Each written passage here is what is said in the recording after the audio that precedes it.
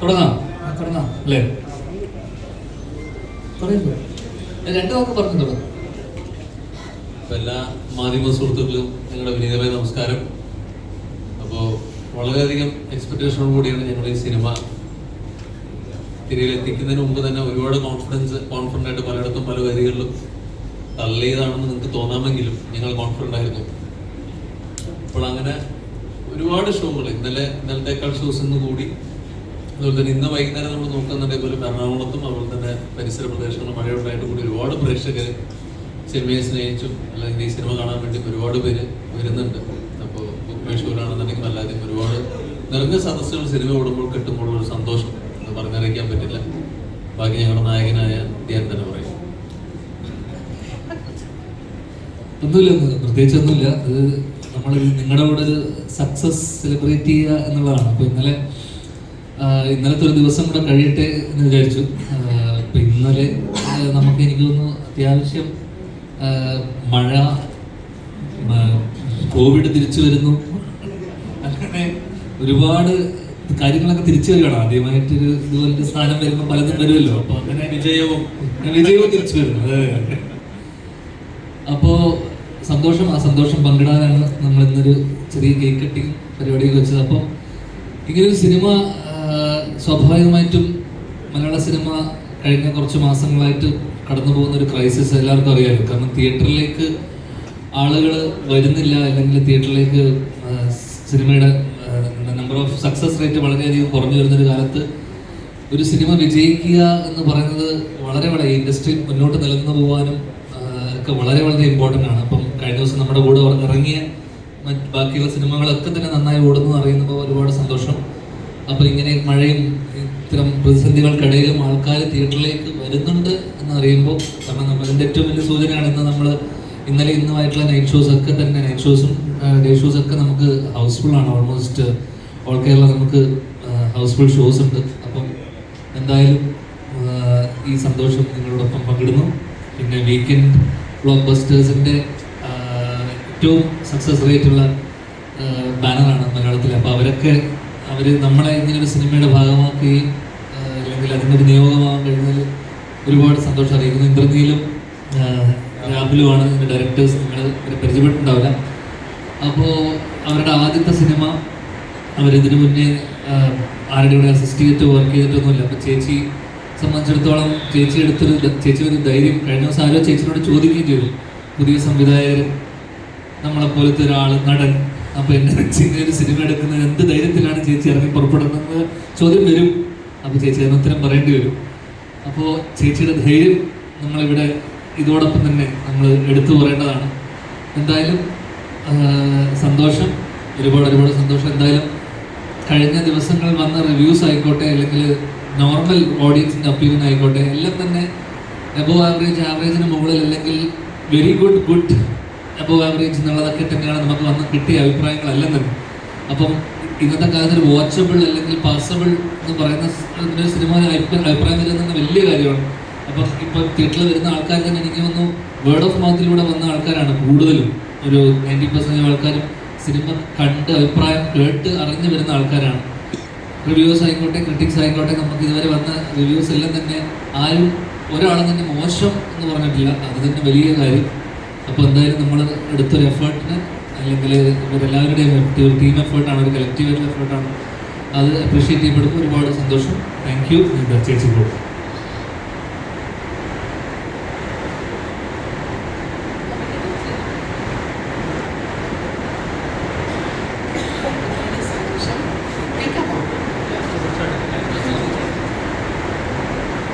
ഒരുപാട് സന്തോഷമുണ്ട്.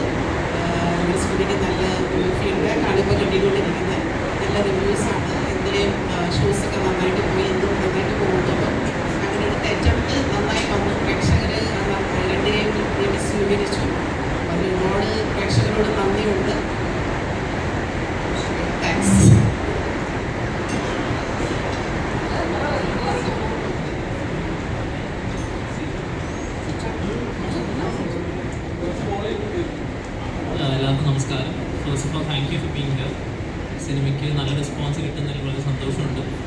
അത്യാവശ്യം നല്ല ഓക്യുപ്പൻസി ഉണ്ട്.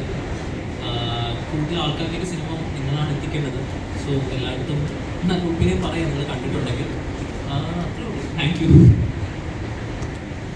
നമസ്കാരം. ഇന്ദ്രനിൽ പറഞ്ഞിട്ട് തന്നെ എനിക്കും പറയാനുള്ളൂ. എനിക്കൊന്ന് ഇന്നലെ ഒരുപാട് ഫ്രണ്ട്സ് ഇപ്പോൾ ഒക്യുപ്പൻസിനേക്കാളൊക്കെ കൂടുതൽ ഒരുപാട് പേര് കണ്ട് മെസ്സേജ് അയച്ചു. ആ മെസ്സേജ് അയച്ചതിലൊക്കെ തന്നെ ഒരുപാട് പേര് നല്ല അഭിപ്രായങ്ങൾ പറഞ്ഞു. ഇപ്പം അഞ്ചേടം പറഞ്ഞ പോലെ അറ്റ്ലീസ്റ്റ് ഒരു വാച്ചബിൾ എന്നുള്ള ലെവലിലെങ്കിലും എല്ലാവരും മിനിമം പറയുന്നുണ്ട്. പിന്നെ ഇപ്പോൾ കേരളത്തിന് പുറത്തുള്ള കുറച്ച് ഫ്രണ്ട്സൊക്കെ ഇപ്പോൾ ഡൽഹിയിലും ബാംഗ്ലൂരൊക്കെ കണ്ടവർ അവിടുത്തെ ഷോസ് ഹൗസ്ഫുള്ളായിരുന്നു എന്നൊക്കെ വിളിച്ച് പറഞ്ഞു. അവിടെ നല്ല റെസ്പോൺസ് ആയിരുന്നു എന്ന് പറഞ്ഞു. അപ്പോൾ അത് ഇവിടെ കണ്ട് ഇവിടെയുള്ളൊരു വേർഡ് ഓഫ് മൗത്ത് ആണല്ലോ പൊതുവെ അങ്ങോട്ട് സ്പ്രെഡായി അവിടെ ഫുൾ ആവാൻ സഹായിക്കുന്നത്. അപ്പോൾ എനിക്ക് തോന്നുന്നു പൊതുവെ നല്ലൊരു അഭിപ്രായമുണ്ട്. So happy. എല്ലാവർക്കും നമസ്കാരം. അപ്പോൾ നമുക്ക് കിട്ടിക്കൊണ്ടിരിക്കുന്ന റിവ്യൂസും കാര്യങ്ങളൊക്കെ ഡീസൻറ്റ് വാച്ചബിൾ ആയിട്ടുള്ളൊരു മൂവിയാണെന്നുള്ളതാണ്. ഇപ്പോൾ ഞാൻ നേരത്തെ പറഞ്ഞപ്പോൾ സോഫിയാൻ്റെ ധൈര്യത്തെക്കുറിച്ച് അതിൻ്റെ റിസൾട്ടാണ് ഇപ്പോൾ തിയേറ്ററിൽ കാണുന്നത്. നല്ല ബുക്കിങ്സൊക്കെ നന്നായിട്ട് കൂടിക്കൊണ്ടിരിക്കുന്നുണ്ട്. അപ്പോൾ തീർച്ചയായിട്ടും നല്ല സ്ക്രീൻ പ്രൈസും കാര്യങ്ങളൊക്കെ കിട്ടിക്കഴിഞ്ഞാൽ തീർച്ചയായിട്ടും ധ്യാനം എക്സൽ ചെയ്യാൻ പറ്റുന്നതാണ്. അതിൻ്റെ റിസൾട്ടാണ് ഇപ്പോൾ തിയേറ്ററിൽ കാണുന്നത്.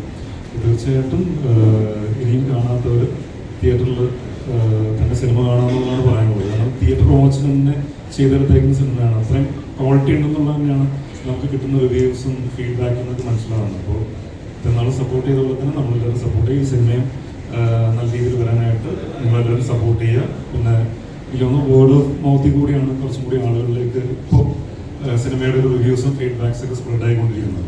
അപ്പോൾ അത് നല്ല കാര്യമാണ്. നല്ല സിനിമയാണെന്ന് കണ്ട അഭിപ്രായം വന്നു കഴിഞ്ഞാൽ തീർച്ചയായിട്ടും ജനങ്ങൾ തിയേറ്ററിലേക്ക് വരും എന്നുള്ളതിൻ്റെ ഒരു എക്സാമ്പിൾ കൂടിയാണ്. അപ്പോൾ തീർച്ചയായിട്ടും ഇനിയും കാണാത്തവർ തിയേറ്ററിൽ വന്ന് സിനിമ കാണാൻ സപ്പോർട്ട് ചെയ്യും. Thank you.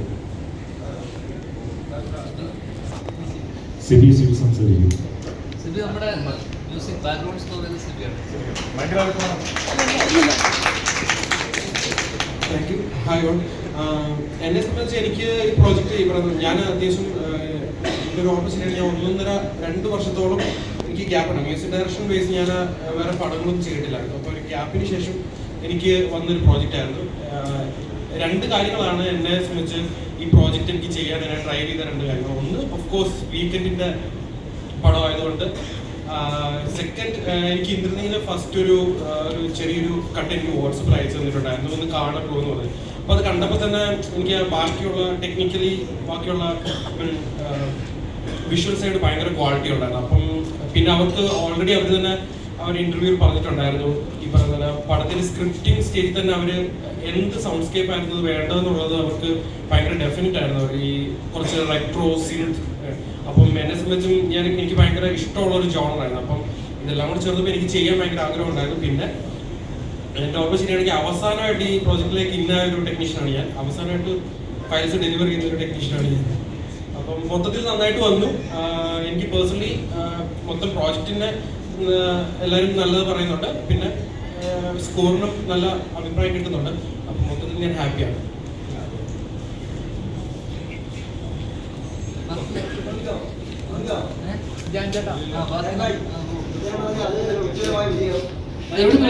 ഒരു വർഷം ഏറ്റവും കൂടുതൽ സിനിമയിൽ അഭിനയിക്കുന്നതിന്റെ പേരിൽ പലപ്പോഴും ആരോപണം നേരിട്ടിട്ടുണ്ട്. മധുരം നിറഞ്ഞ പ്രതികാരവും മകരം വീട്ടിലും കണക്ക് തീർക്കലുമാണ് ഈ ചിത്രം. അങ്ങനെയൊന്നും നാക്കണ്ട. കഴിഞ്ഞ ചോദ്യം തെറ്റിദ്ധരിച്ചു. അല്ല അങ്ങനെ പറഞ്ഞ പ്രതികാരമൊന്നുമില്ല. കാരണം ഇതിനെ തുടർന്ന് സിനിമകൾ വരുമല്ലോ. അപ്പൊ പിന്നെ ഇപ്പൊ വെറുതെ നമ്മൾ തീരുമാനം വിട്ടിട്ട് കാര്യമില്ല. കാരണം സിനിമയാകുമ്പോൾ അത് ഓടും, ചിലത് ഓടാതെ പോവും. അപ്പൊ ഇത് ഒരു ഓൺഗോയിങ് പ്രോസസ് ആണല്ലോ. അപ്പൊ അതിനിടയിൽ ചില സിനിമകൾ ഓടും, ചില സിനിമകൾ, നമ്മുടെ കേസിൽ മിക്ക സിനിമകളും ഓടാതെ പോകുന്നു, ചില സിനിമകൾ ഇടക്ക് ഓടുന്നു. എന്നെ സംബന്ധിച്ചിടത്തോളം ഇത് പ്രതികാരമൊന്നുമില്ല. ഒരു സിനിമ ഒന്നിലും ഓടിയല്ലോ എന്നുള്ളതിന്റെ ഒരു സന്തോഷം ഇവിടെ പങ്കെടുത്തെന്ന് മാത്രം. കാരണം ഇനി വരാനിരിക്കുന്ന പല സിനിമകളും ഓടണമെന്നില്ല, അല്ലെങ്കിൽ ചിലത് ഓടാം, മുൻകൂർ ഓടും. അല്ല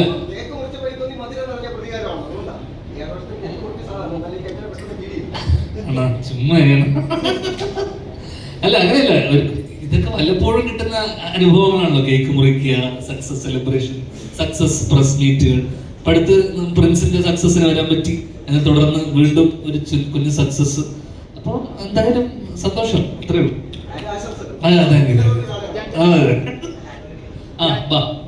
ഈ യൂണിവേഴ്സിന്റെ തുടക്കം എന്ന് പറഞ്ഞാൽ മിന്നൽ മുരളിയാണ്. അപ്പോ ഇതിന്റെ കപ്പിത്താനായ ബേസിൽ ജോസഫ് പടം കണ്ടിട്ടുണ്ടായിരുന്നു തുടക്കം? കണ്ടിട്ടുണ്ടോ ചേച്ചി? അറിയില്ല, ഇല്ല ബേസിൽ കണ്ടിട്ടില്ല തോന്നുന്നു, ഇല്ല. പിന്നെ അതേപോലെ തന്നെ ഇതിന്റെ കില്ലറിന്റെ രൂപം ഭയങ്കര ഫേമസ് ആണ്. ഒന്ന് പലരും പറയുന്നത് റോഷാക്കിന്റെ രൂപം വരുന്നുണ്ട്, ശിവ. അപ്പൊ ഈ കില്ലറിന് ഈ രൂപം കൊടുക്കാനുള്ള കാരണം എന്താണ്? അത് എന്നോടല്ല, നിങ്ങൾ പറഞ്ഞു. ബേസിക്കലി ഒരു ക്രീപ്പിനെസ് നമ്മുടെ കില്ലിന് വേണം തോന്നി. അപ്പോൾ അതിൽ പണ്ട് 90s സെറ്റിംഗ് ആയതുകൊണ്ട് തന്നെ ഷാക്ക് എന്ന് പറഞ്ഞൊരു കോമൺ സംഭവം കില്ലിന് കൊടുക്കാന്നേ ഉള്ളൂ. അല്ലാതെ അത് ഷിപ്പുമായിട്ട് ഒരു റോഷാക്കാൻ അങ്ങനെ കണക്ഷൻ ഒന്നുമില്ല. ജസ്റ്റ് ഒരു ഗ്രാമത്തിൽ നമുക്ക് ബേസിക്കായിട്ട് കിട്ടാവുന്ന ഒരു സാധനമാണ് ഈ ഷാക്കിന്റെ ഒരു കഷ്ണം. സോ അത് കില്ലിന് കൊടുക്കുന്നേ ഉള്ളൂ. ഞാൻ തന്നെയാണോ ഫസ്റ്റ് ആയിട്ട് ഉജ്ജലനായിട്ട് കാസ്റ്റ് ചെയ്തിട്ടുണ്ടായിരുന്നത്? നമുക്ക് ആദ്യം ഇതിന്റെ സ്ക്രിപ്റ്റ് കുറച്ച് ഡിഫറെന്റ് ആയിരുന്നു. സോ ആദ്യം നമ്മൾ സീനിയർ ആക്ടറിനൊക്കെ ആയിരുന്നു അപ്രോച്ച് ചെയ്തിരുന്നത്. പക്ഷേ ഫൈനലി സ്ക്രിപ്റ്റ് കുറെ ചേഞ്ചസ് വരുത്തിയപ്പോൾ ധ്യാൻ ചേട്ടനെ ടൈലർ മെയ്ഡ് ആയിട്ട് തോന്നി. ധ്യാൻ ചേട്ടനെ അപ്രോച്ച് ചെയ്തു, പുള്ളി ഓക്കെ പറഞ്ഞു. ധ്യാൻ ചേട്ടൻ എങ്ങനെയുണ്ട് ഈ സിജു ചേട്ടനായിട്ട് കിടപിടിച്ചപ്പോൾ ഉള്ള ഒരു എക്സ്പീരിയൻസ്? സിജു ചേട്ടനായിട്ട് കിടപിടിച്ചപ്പോൾ ഉള്ള എക്സ്പീരിയൻസ്? അത്തരം ഇതൊന്നും ഉണ്ടായില്ല. കാരണം അവസാനത്തെ ഇതിൽ പറഞ്ഞു വരുമ്പോൾ ഇതിൽ ശരിക്കുള്ള നായകൻ സിജു ചേട്ടനാണ്. ഈ പേര് മാത്രമേ ഉജ്ജ്വലങ്ങളുള്ളൂ. കാരണം എന്ന് വെച്ച് കഴിഞ്ഞാൽ സാധാരണ ഈ കഥയുടെ നമ്മൾ ട്രെയിലറിലൊക്കെ കണ്ടിട്ടുണ്ടാവും നിങ്ങൾ, ഈ ഇതിലെ കില്ലർ അല്ലെങ്കിൽ പറയുന്ന ചാക്ക് ധരിച്ചിട്ടുള്ള ആളെ അടിക്കുന്നതും ഒക്കെ സിജുചേട്ടനാണ്.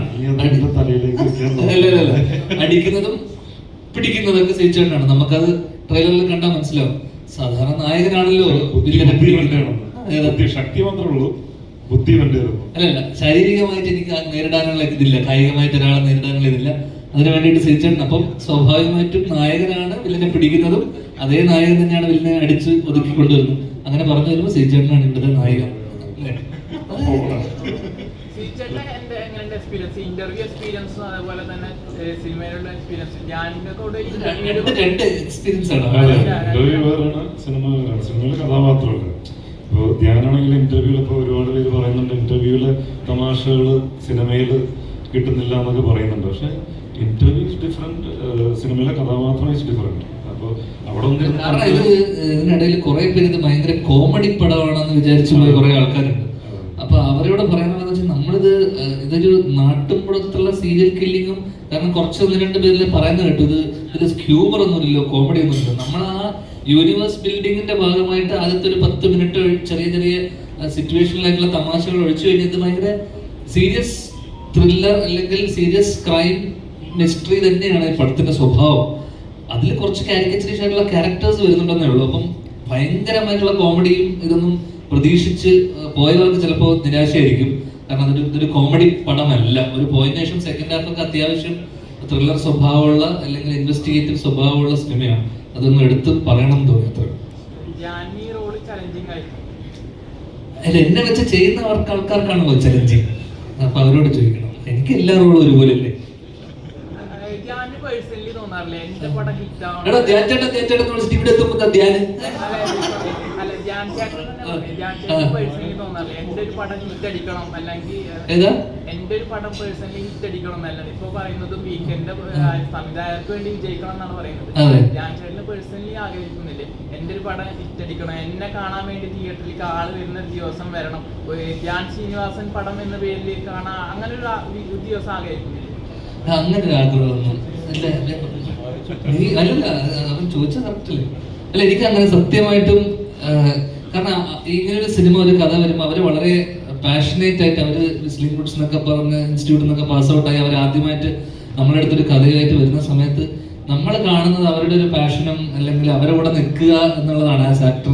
ഞാൻ പൊതുവെ ചെയ്യുന്നത് ഈ പറഞ്ഞ പോലെ ഡയറക്ടേഴ്സിൻ്റെ കൂടെ നിൽക്കുക, അവരുടെ ഒരു കൺവിക്ഷനിലൂടെ നിൽക്കുക. അപ്പൊ അവരുടെ എന്റെ സന്തോഷത്തിനപ്പുറം ഐ എം ഹാപ്പി ഫോർ ഈ രണ്ട് ഡയറക്ടേഴ്സ് അല്ലെങ്കിൽ പുതിയ ന്യൂ ഏജ് അവർ പുതിയ ഡയറക്ടേഴ്സാണ്. അപ്പൊ നമ്മൾ കുറച്ച് വർഷമായിട്ട് ഇവിടെ സക്സസും പലപ്പോഴുള്ള സക്സസ് ആണെങ്കിൽ പോലും അതൊക്കെ നമ്മൾ കണ്ടുവരുന്നുണ്ടല്ലോ. അപ്പോൾ ആണ് പേഴ്സണലിനോട്ട് എനിക്ക് ഭയങ്കരമായിട്ട് ഇനി വലിയൊരു സക്സസ് ഒന്നും ഞാൻ ആഗ്രഹിക്കുന്നില്ല, പ്രത്യേകിച്ച് അഭിനയത്തിന്റെ കാര്യത്തിൽ. ഞാൻ മേ ബി സംവിധാനമൊക്കെ ചെയ്യുന്ന സിനിമയൊക്കെ വരുന്ന സമയത്ത് അതിലാണ് എനിക്ക് ലവാക്ഷനൊക്കെ ചെയ്ത സമയത്തൊക്കെ ആയിരുന്നു എനിക്ക് ഫസ്റ്റ് ദിവസം പടം ഇറങ്ങുന്നതിന് മുന്നേ ടെൻഷനൊക്കെ ഉണ്ടായിരുന്നത്.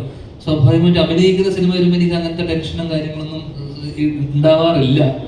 അപ്പൊ ഇതൊക്കെ ഇതിന്റെ ഭാഗമല്ലേ. ഈ സക്സസും ഈ പറയുന്ന പോലെ 2 ആഴ്ചക്കപ്പുറം ഈ സക്സസ് ഒന്നുമില്ല. അപ്പം പടം ഓടുക, ആത്യന്തികമായിട്ട് സിനിമ ഓടുക എന്നുള്ളതാണ് എല്ലാവരുടെയും ആവശ്യം. ഓടിയാൽ സന്തോഷം, ഓടിയില്ലെങ്കിൽ അടുത്തത് നോക്കാം എന്നുള്ളത് മാത്രമേ ഉള്ളൂ, വേറെ ഒന്നുമില്ല.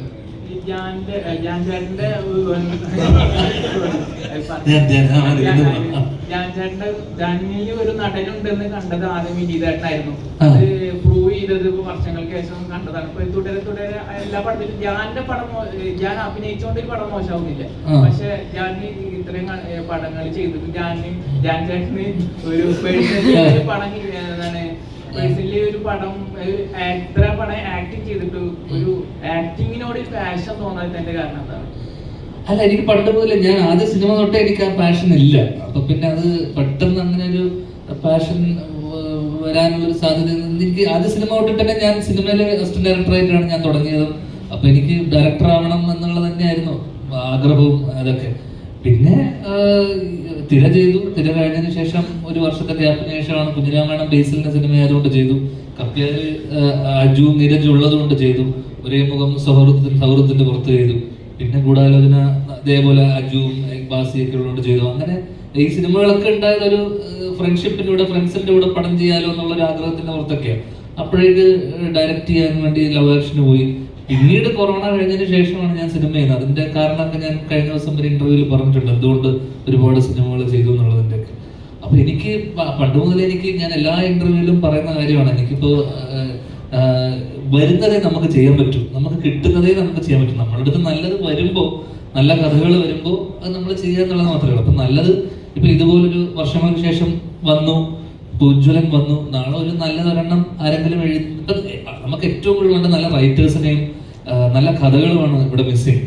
അപ്പം അത് നമ്മളിലോട്ട് എത്തുക എന്ന് പറയുന്നത്, കാരണം അത് പല പല സ്റ്റേജസിലൂടെ കടന്നു പോയിട്ടിരിക്കും. ആദ്യം ചിലപ്പോൾ എനിക്ക് വരുന്ന കഥകൾ ഞാൻ സ്ഥലത്ത് പറഞ്ഞു, എനിക്ക് വരുന്ന കഥകളൊക്കെ ദുൽഖറിന് വേണ്ടി ആലോചിച്ച കഥകളൊക്കെയാണ് എനിക്ക് വേണ്ടി എത്തുന്നത്. ആദ്യം അവർ ആലോചിക്കുക ദുൽഖറിന് ചെയ്യാൻ വേണ്ടിയായിരിക്കും. പിന്നെ അത് താഴ്ത്തെത്തി ആരും ചെയ്യാതെ വരുമ്പോൾ നമ്മളിലേക്ക് എത്തും. നമുക്ക് പ്രത്യേകിച്ച് പ്ലാനൊന്നും ഇല്ലാത്തതുകൊണ്ട് നമ്മളത് ചെയ്യും. അപ്പോൾ അതിൽ പലരും നമുക്ക് പരിചയമുള്ള ആൾക്കാരായിരിക്കും, സുഹൃത്തുക്കളായിരിക്കും, നമ്മളോട് വർക്ക് ചെയ്തിട്ടുള്ള അസോസിയേറ്റുകളായിരിക്കും. അപ്പൊ അവരുടെ ഒരു ആദ്യ സിനിമ നടക്കട്ടെ എന്നുള്ള രീതിയിൽ അവർക്കത് വിജയിച്ചാലേ അവർക്ക് മുന്നോട്ടൊരു കരിയർ ഉള്ളൂ. അപ്പൊ ഞാൻ സ്വാഭാവികം ചെയ്യണം എന്ന് പറഞ്ഞ് നമ്മളങ്ങനെ ചെയ്യും. പക്ഷെ ഈ സിനിമയിൽ അങ്ങനെ ആയിരുന്നില്ല. സ്വാഭാവികമായിട്ട് ഇത് വീക്കെൻഡ് അല്ലെങ്കിൽ ചേച്ചി സോഫിയ ചേച്ചിന്റെ ഒരു ബാനറിലൊരു സിനിമ വരുമ്പോൾ അവർ സ്വാഭാവികമായിട്ട് അവരത് കേട്ട് ഇങ്ങനെ ഒരു സിനിമ, കാരണം ആദ്യമായിട്ടൊരു യൂണിവേഴ്സിലൊരു സിനിമ വരുന്നു. അപ്പൊ അത് കേട്ട് അവർക്ക് അത്രയും കോൺഫിഡൻസ് ഉള്ളത് കൊണ്ടാണ് ചേച്ചി ഇത് പ്രൊഡ്യൂസ് ചെയ്യാൻ തീരുമാനിച്ചത്. അപ്പൊ അതിനുശേഷം ഇന്ദ്രനീലും ഇതും രാഹുൽ എൻ്റെ അടുത്ത് പറഞ്ഞ, ചേട്ടൻ സാധാരണ അപ്രോച്ച് ചെയ്യുന്ന പോലെ അപ്രോച്ച് ചെയ്തത്, ഇതിന്റെ കഥ കേട്ടേ പറ്റൂ എന്ന് പറഞ്ഞ് എന്നെ കുത്തിയിരുത്തിച്ച് രണ്ടുപേരും കഥ കേൾപ്പിച്ചു. അപ്പോൾ അങ്ങനെ നമ്മൾ നിർബന്ധം പിടിച്ച് നമ്മുടെ അടുത്ത് വരുന്ന ആൾക്കാർ വളരെ കുറവാണ്. അല്ലെങ്കിൽ നമ്മൾ പലപ്പോഴും ലാസ്റ്റ് മിനിറ്റ് പോയിട്ട് പല സിനിമകളും ഏറ്റവും അവസാന നിമിഷമൊക്കെയാണ് നമ്മൾ പോയി ജോയിൻ ചെയ്യുന്നത്. പക്ഷെ ഇവര് ഞാൻ നിരന്തരമായി ഫോണിലൂടെ സിനിമ തുടങ്ങുന്നതിന് മുന്നേ ഒക്കെ ആയിട്ട്, അപ്പോൾ ഇവർ അത്രമാത്രം എന്നെ ഇൻവോൾവ് ചെയ്യിപ്പിച്ചു. അപ്പൊ അതുകൊണ്ട് തന്നെ അതിന്റെ റിസൾട്ട് എന്നോട് ഇന്ന് കഴിഞ്ഞ ദിവസം കണ്ട ആൾക്കാരൊക്കെ എടുത്തു പറഞ്ഞൊരു കാര്യം, ഞാൻ നന്നായി അഭിനയിച്ചു എന്ന് എന്നോട് കുറെ പേര് എന്നോട് വിളിച്ചു പറഞ്ഞു, നന്നായി ചെയ്തു, അല്ല നല്ല രസമുണ്ട് കാണുന്ന സിനിമയിൽ. അതിന്റെ എല്ലാ ക്രെഡിറ്റും എന്റെ സംവിധായകർക്കുള്ളതാണ്. കാരണം അവരെന്നെ അത്രമാത്രം ട്രസ്റ്റ് ചെയ്തതിനപ്പുറം എന്നെ അതിന് മാത്രം ഇൻവോൾവ് ചെയ്യിപ്പിച്ചത് കൊണ്ടാണ് നമുക്ക് ഇൻവോൾവ്മെന്റ്, അല്ലെങ്കിൽ അവരുടെ ഒരു പാഷൻ അല്ലെങ്കിൽ കമ്മിറ്റ്മെന്റ് പുറത്താണ് നമുക്കിനി കൂടുതൽ ചെയ്യണം, ഇത് നന്നാക്കണം എന്നുള്ളൊരു സാധനം. ഇത് പലപ്പോഴും നമ്മൾ പല സംവിധായകരുടെ കേസിലും കാണാത്തത് കൊണ്ട് ചില സിനിമകൾ, പിന്നെ അത്യധികമായിട്ട് കഥയും നന്നാവണം, സിനിമ നന്നാവണം, ഓവറോൾ നന്നാവണം. ഇത് എല്ലാ ക്രെഡിറ്റും നമ്മുടെ അഭിനയം അല്ലെങ്കിൽ നമ്മുടെ എല്ലാവരുടെയും ഇതിന് എന്താ പറയുക നന്നായിട്ടുണ്ട് എന്ന് പറയുമ്പോൾ അതിന്റെ കാരണം ക്രെഡിറ്റ് മൊത്തം നമ്മുടെ സംവിധായകർക്ക് തന്നെ. ഈ യൂണിവേഴ്സ് കംപ്ലീറ്റ് ആവണമെങ്കിൽ എത്ര ഫിലിം ചെയ്യാനുണ്ട് നിലവിൽ പ്ലാൻ? നെക്സ്റ്റ് ജാമ്പിയാണല്ലോ, നിങ്ങൾ അതിന്റെ ഒരു പോസ്റ്റ് എൻട്രൻസ് കണ്ടു കാണുമല്ലോ ജാമ്പിയുടേത്. ഇത് കണ്ടപ്പോൾ കണ്ടിരുന്നോ? അതാണ് നെക്സ്റ്റ്. അത് കഴിഞ്ഞിട്ട് ഒരു 2 മൂവികളുണ്ട്. ടോട്ടൽ ഫിലിം അപ്പം ടോട്ടൽ 5 ആവും. അപ്പൊ ഈ ഞാനിലേക്ക് തന്നെ വരാനുള്ള കാരണം, നേരത്തെ ഞാൻ ചേട്ടൻ ചോദിച്ചത് ഞാനെ വെച്ച് ചലഞ്ചിങ് അല്ലേ ആയിരുന്നോ? ഇല്ല, ഞങ്ങൾ അങ്ങനെ വീക്കെൻഡ് ഇന്ന നടനെ വെച്ച് ചലഞ്ച് അങ്ങനെ ചിന്തിക്കില്ല. നമ്മളൊരു കഥ ഇഷ്ടപ്പെട്ട് മുമ്പോട്ട് പോകുമ്പോൾ നമുക്ക് ഇന്ന ആക്ടർ ഇതിന് സൂട്ടാകും എന്ന് പറഞ്ഞ് നമ്മൾ അപ്രോച്ച് ചെയ്യുന്നത് അങ്ങനെയാണ്. അല്ല നമ്മൾ അതിൻ്റെ അകത്ത് വേറെ ചിന്തിക്കാറില്ല. ചേട്ടാ എന്താണ് ധ്യാൻ ചേട്ടൻ കൂടെ എക്സ്പീരിയൻസ്? അല്ല, അത് മാത്രമല്ല, വീക്കെൻഡ് നടനപ്പുറം ഏറ്റവും കൂടുതൽ പുതുമുഖ സംവിധായകർക്ക് അവസരം കൊടുത്ത ബാനറും കൂടിയാണ്. മനസ്സിലായില്ലേ? അപ്പം RDX ആയിക്കോട്ടെ, കൊണ്ടലായിക്കോട്ടെ, ഇതോടൊപ്പം തന്നെ നമുക്ക് പുതിയ സംവിധായകരും കൂടെ കിട്ടുകയാണ് മലയാള ഇൻഡസ്ട്രിക്ക്. അപ്പം ആ രീതിയിൽ ചേച്ചിനെ സംബന്ധിച്ചിടത്തോളം നമുക്കറിയില്ല, പ്രൂവ് ചെയ്ത ആൾക്കാരില്ല പലപ്പോഴും, ഫസ്റ്റ് അറ്റംപ്റ്റ് ആണ് പലരുടെയും. അപ്പം അതുകൊണ്ട് ചേച്ചി അത്രമാത്രം ഇവരെ ഒരു എന്താ പറയുക, ആ ഒരു സബ്ജക്റ്റിൽ ഒരു കോൺഫിഡൻസിന്റെ പുറത്താണ് എനിക്ക് തോന്നിയിട്ടുള്ളത് അവർ ആ ബ്ലൈൻഡായിട്ട് ഒരു ഗാമ്പിൾ എടുക്കുന്നത്. അപ്പം അത് വലിയ ധൈര്യം തന്നെയാണ് തീർച്ചയായിട്ടും. പിന്നെ എല്ലാവരും ചോദിക്കുന്ന ചോദ്യം പറഞ്ഞാൽ മിന്നൽ മുരളിയും ധ്യാനും ഡിറ്റക്റ്റീവ് ഉജ്ജലുമായിട്ട് ഒരു കോമ്പിനേഷൻ ഫിലിം ഉണ്ട്. അതായത് മിന്നൽ മുരളി 2 അല്ലെങ്കിൽ ഡിറ്റക്റ്റീവ് ഉജ്ജലിന്റെ 2ാം ഭാഗം വരുമ്പോൾ രണ്ടാൾക്കും ഒന്നിക്കോ എന്നുള്ളൊരു ചോദ്യം വരുന്നുണ്ട്. നമ്മളിപ്പം വീക്കെൻഡ് സിനിമാറ്റിക് യൂണിവേഴ്സ് എന്ന് പറഞ്ഞിട്ട് നമ്മളത് ക്രിയേറ്റ് ചെയ്തു. അതിൽ ഫസ്റ്റ് സിനിമയാണ് മിന്നൽ മുരളി. സെക്കൻഡ് നമ്മളിപ്പം ഡിറ്റക്റ്റീവ് ഉജ്ജ്വലൻ ചെയ്തു. അപ്പോൾ ഇനി അടുത്ത 3 മൂവീസിലൂടെ പല ക്യാരക്ടേഴ്സ് വരുന്നുണ്ട്. ഇനി അത് കഴിഞ്ഞിട്ടൊരു മൂവിയിൽ ചിലപ്പോൾ ഇതിനകത്തുള്ള പല ക്യാരക്ടേഴ്സും ഒരുമിച്ച് വരുമായിരിക്കും. അത് നമ്മളത് ഫ്യൂച്ചറിലുള്ള കാര്യങ്ങളാണ്. നമ്മൾ അങ്ങനെയാണ് അതിൻ്റെ ഡിസ്കഷൻ പ്ലാനിലുണ്ട്. ഉണ്ട്.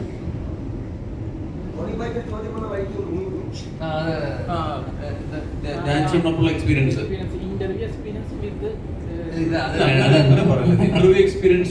അങ്ങനെ പറയില്ലേ. ഇന്റർവ്യൂ എക്സ്പീരിയൻസ് ഞാൻ പുള്ളി പേഴ്സണലായിട്ട് കുറെ നല്ല ചോദ്യങ്ങൾ ചോദിക്കുമ്പോൾ അതിനകത്ത് തമാശ കലർന്ന അല്ലെങ്കിൽ തമാശ വേണമുള്ള ഉത്തരങ്ങൾ പറയുന്നത് അതല്ലല്ലോ. പുള്ളി നടന്നുള്ള രീതിയിൽ മികച്ച നടൻ തന്നെയാണ്. പിന്നെ പറഞ്ഞാൽ തന്നെ എനിക്ക് തോന്നിയിട്ടുള്ളത് മലയാള സിനിമയ്ക്ക് നഷ്ടമാകുന്നത് പുള്ളി നല്ലൊരു എഴുത്തുകാരനാണ്. പക്ഷെ എന്തായാലും ഇച്ചിരി മടി പിടിച്ച് എഴുതുന്നില്ല. പുള്ളിൻ്റെ അടുത്ത് എനിക്ക് ഒന്ന് 2-2.5 വർഷം മുമ്പ് പറഞ്ഞുള്ള സബ്ജക്ട്സിന്റെ ഇതിവൃത്തം ഞാൻ പറയുന്നില്ല. പക്ഷെ അതുപോലെ നല്ല 1-2 സബ്ജക്റ്റ് പുള്ളിൻ്റെ അടുത്ത് പറഞ്ഞിട്ടുണ്ട്. അതൊക്കെ എനിക്കൊന്ന് വരും വർഷങ്ങളിൽ പുള്ളി സംവിധാനം ചെയ്യുകയോ മറ്റാർക്കെങ്കിലും കൊടുക്കുകയോ ചെയ്യുന്നത് ഞാൻ മിനിമം പറഞ്ഞു. അപ്പൊ ആ ഒരു ക്രാഫ്റ്റൊക്കെയാണ് എനിക്ക് കൂടുതൽ പുള്ളിക്ക് തോന്നിയിട്ടുള്ളത്. പിന്നെ ഈ പറഞ്ഞ നമ്മൾ പല ആക്ടേഴ്സിനൊപ്പം വർക്ക് ചെയ്തു.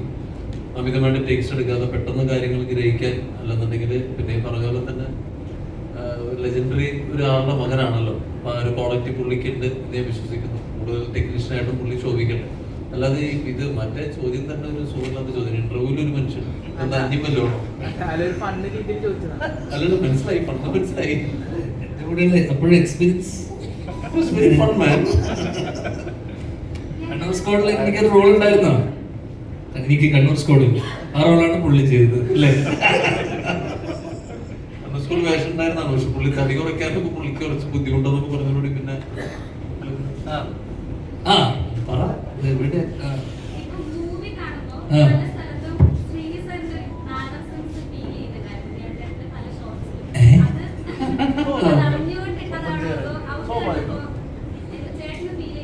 അല്ല, എന്റെ അച്ഛനല്ലേ, ചിലപ്പോ തോന്നിയേക്കാം. എന്നെ ആദ്യം സിനിമ കണ്ട് ഇഷ്ടപ്പെട്ടു എന്ന് പറഞ്ഞ് മെസ്സേജ് അയച്ച ഒരാളാണ് കേട്ടോ അവള്. Thank you. തൊട്ടപ്പുറത്ത് ഐശ്വര്യം, നീയും താങ്ക് യു. അതും കഴിഞ്ഞ ദിവസം പറഞ്ഞു നരിവേട്ടക്ക് രാത്രിയാ പോയത് അല്ലേ? ഫസ്റ്റ് തൊഴിലിനേക്കാളും ഇഷ്ടം എന്നെയാണെന്ന് പറഞ്ഞു അല്ലേ? അങ്ങനെന്താ പറഞ്ഞത് അല്ലേ? അതെ. എന്താ നിനക്കറിയണ്ട, അച്ഛനെ പോലെ സാമ്യം തോന്നിയോ? ആ അല്ലല്ല, അത് മനഃപൂർവ്വം അങ്ങനെ എനിക്ക് ഞാൻ കഴിഞ്ഞ അതിനിടയിൽ BGMയുടെ ഒരു പരസ്യം ചെയ്തിരുന്നു. സന്ദേശത്തിന്റെ മറ്റേ നമ്മുടെ പഴയ സന്ദേശത്തിന്റെ മറ്റേ സ്പൂഫ് മറ്റേ സാധനം. അപ്പൊ അന്ന് ഞാൻ അനൂപാണ് ഡയറക്ട് ചെയ്തത്. സത്യനങ്ങളുടെ മോൻ അനൂപ് സത്യനെ ഡയറക്ട് ചെയ്തത്. അപ്പൊ അനൂപ് എന്നോട് പറഞ്ഞു ഇങ്ങനെ സെയിം കാര്യം. സാധാരണ അച്ഛന്റെ മാനേഴ്സ് കൂടുതലും അച്ഛന്റെ ഛായ ഒക്കെ കൂടുതൽ ചേട്ടനാണ് കൂടുതലുള്ളത്. അപ്പോ അനൂപ് എന്നോട് ചോദിച്ചു ഇങ്ങനെ ചേട്ടൻ ചെയ്യുന്നതായിരിക്കില്ലേ കുറച്ചുകൂടെ കറക്റ്റ് ആയിട്ട് ഇത് ചെയ്യുക എന്നുള്ള സാധനം. പക്ഷെ അത് ചെയ്തു വന്നപ്പോ കണ്ടപ്പോ എന്നോട് സത്യനങ്ങളും അല്ലെങ്കിൽ കുറെ പേര് പറഞ്ഞു കുറച്ചുകൂടെ ആയിരുന്നു അതിന്റെ കുറച്ചുകൂടെ അച്ഛന്റെ കുറെ ശൈലിയൊക്കെ അതിനകത്ത് ഉണ്ടെന്ന്. അപ്പൊ എനിക്ക് ചില കാര്യത്തിനകത്ത് ഒക്കെ തോന്നി. ട്രെയിലറിലൊക്കെ ഉള്ള ആ ആടിപ്പ് എവിടെ ഉണ്ട് എന്നൊക്കെ ചോദിക്കുന്ന ചോദ്യം, അങ്ങനെ ചില സാധനം ഡയലോഗ് പറയുന്നതിനകത്തൊക്കെ എനിക്ക് കണ്ടപ്പോ 1-2 പേര് എന്നോട് പറയുകയും ചെയ്തു. അതിലേറ്റവും അതിനപ്പുറം കഴിഞ്ഞ ദിവസം എന്നോട് അമ്മ വന്നിട്ട് ചോദിച്ചു, അച്ഛനും നിന്റെ ഒരു പടം ഇറങ്ങിയിട്ടുണ്ടെന്ന് അറിഞ്ഞു എന്ന് പറഞ്ഞു. എന്താ സിനിമയുടെ പേര് എന്ന് വെച്ചാൽ ഞാൻ പറഞ്ഞു ഡിറ്റക്റ്റീവ് ഉജ്ജ്വലൻ, സിനിമയുടെ ചോപ്പി ചേച്ചിന്റെ പടമാണെന്നൊക്കെ പറഞ്ഞു. അപ്പൊ പുള്ളി പറഞ്ഞു ഞങ്ങളെ പോയി കാണാൻ പറ്റുമോ എന്ന് ചോദിച്ചു. സാധാരണ കാരണം ഇതിനു മുന്നേ അവർ പോയിട്ടുള്ള സിനിമകൾക്കെല്ലാം തന്നെ അച്ഛനും അമ്മക്കുള്ള പേടി നിങ്ങളെയാണ് പേടി. കാരണം നിങ്ങൾ എന്തെങ്കിലും അഭിപ്രായം ചോദിച്ചു കഴിഞ്ഞാൽ സ്വന്തം മോനെ പറ്റി കുറ്റം പറയാൻ പറ്റൂലല്ലോ എന്ന് പേടിച്ചിട്ട്, അല്ലെങ്കിൽ അവരുടെ സിനിമയെ പറ്റി കുറ്റം പറയില്ല, അങ്ങനെ പേടിച്ചിട്ട് എൻ്റെ അമ്മ അച്ഛൻ ഈടെ സിനിമ കാണാൻ പോകാറില്ല. പ്രത്യേകിച്ച് എൻ്റെ സിനിമ ഇപ്പൊ ഞാൻ പറഞ്ഞ ധൈര്യമായിട്ട് പോയിക്കോ, ചീത്തപ്പേരില്ല, വലിയ പ്രശ്നമില്ലാതെ പോകും. അഭിപ്രായം ചോദിച്ചാൽ നല്ലതാണെന്ന് പറഞ്ഞാൽ മതി എന്ന് ഞാൻ പറഞ്ഞില്ല. നല്ലതാണോ ഞാൻ വിളിച്ചപ്പോൾ നല്ലതാണ് എന്ന് പറഞ്ഞിട്ടുണ്ട്. അതുകൊണ്ട് ചിലപ്പോൾ സിനിമ കാണാൻ വരും രണ്ടുപേരും. അപ്പൊ എന്തായാലും നിങ്ങളെ പേടിച്ചിട്ട് ശ്രീനിവാസനൊക്കെ വീട്ടിൽ കുത്തിയിരിക്കുക, അഭിപ്രായം ചോദിച്ച് വിഷമിപ്പിക്കില്ല.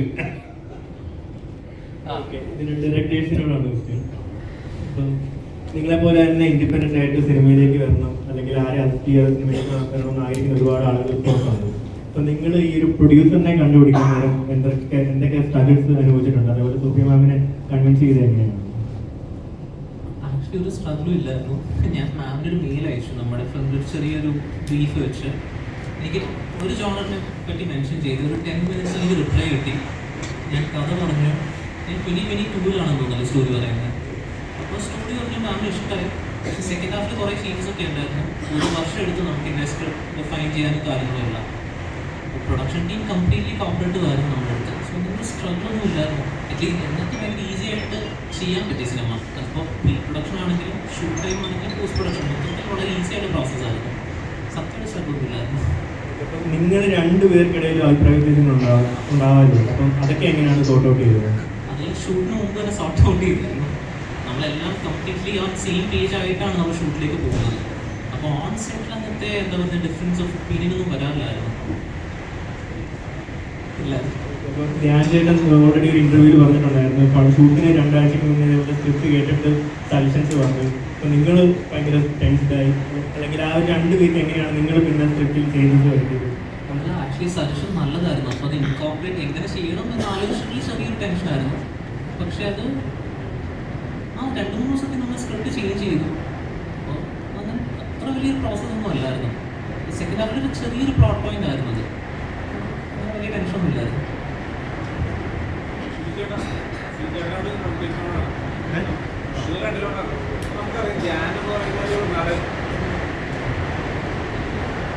ഹലോ, ധ്യാൻ എന്ന് പറഞ്ഞൊരു നടൻ 1 വർഷം അഭിനയിക്കുന്ന സിനിമകളുടെ എണ്ണം എത്രയാണെന്ന് നമുക്കറിയാം. വീക്കിംഗ് സ്റ്റാർ പേരും വിളിക്കുന്നുണ്ട്. അത് ഇവർക്ക് അത്രത്തോളം പടം വരാത്തോണ്ട്, അല്ലെങ്കിൽ 2 ആൾ അഭിനയിക്കാൻ റെഡിയാണ്, വരുന്നില്ല. അതാണ് സത്യം ചോദിച്ചു.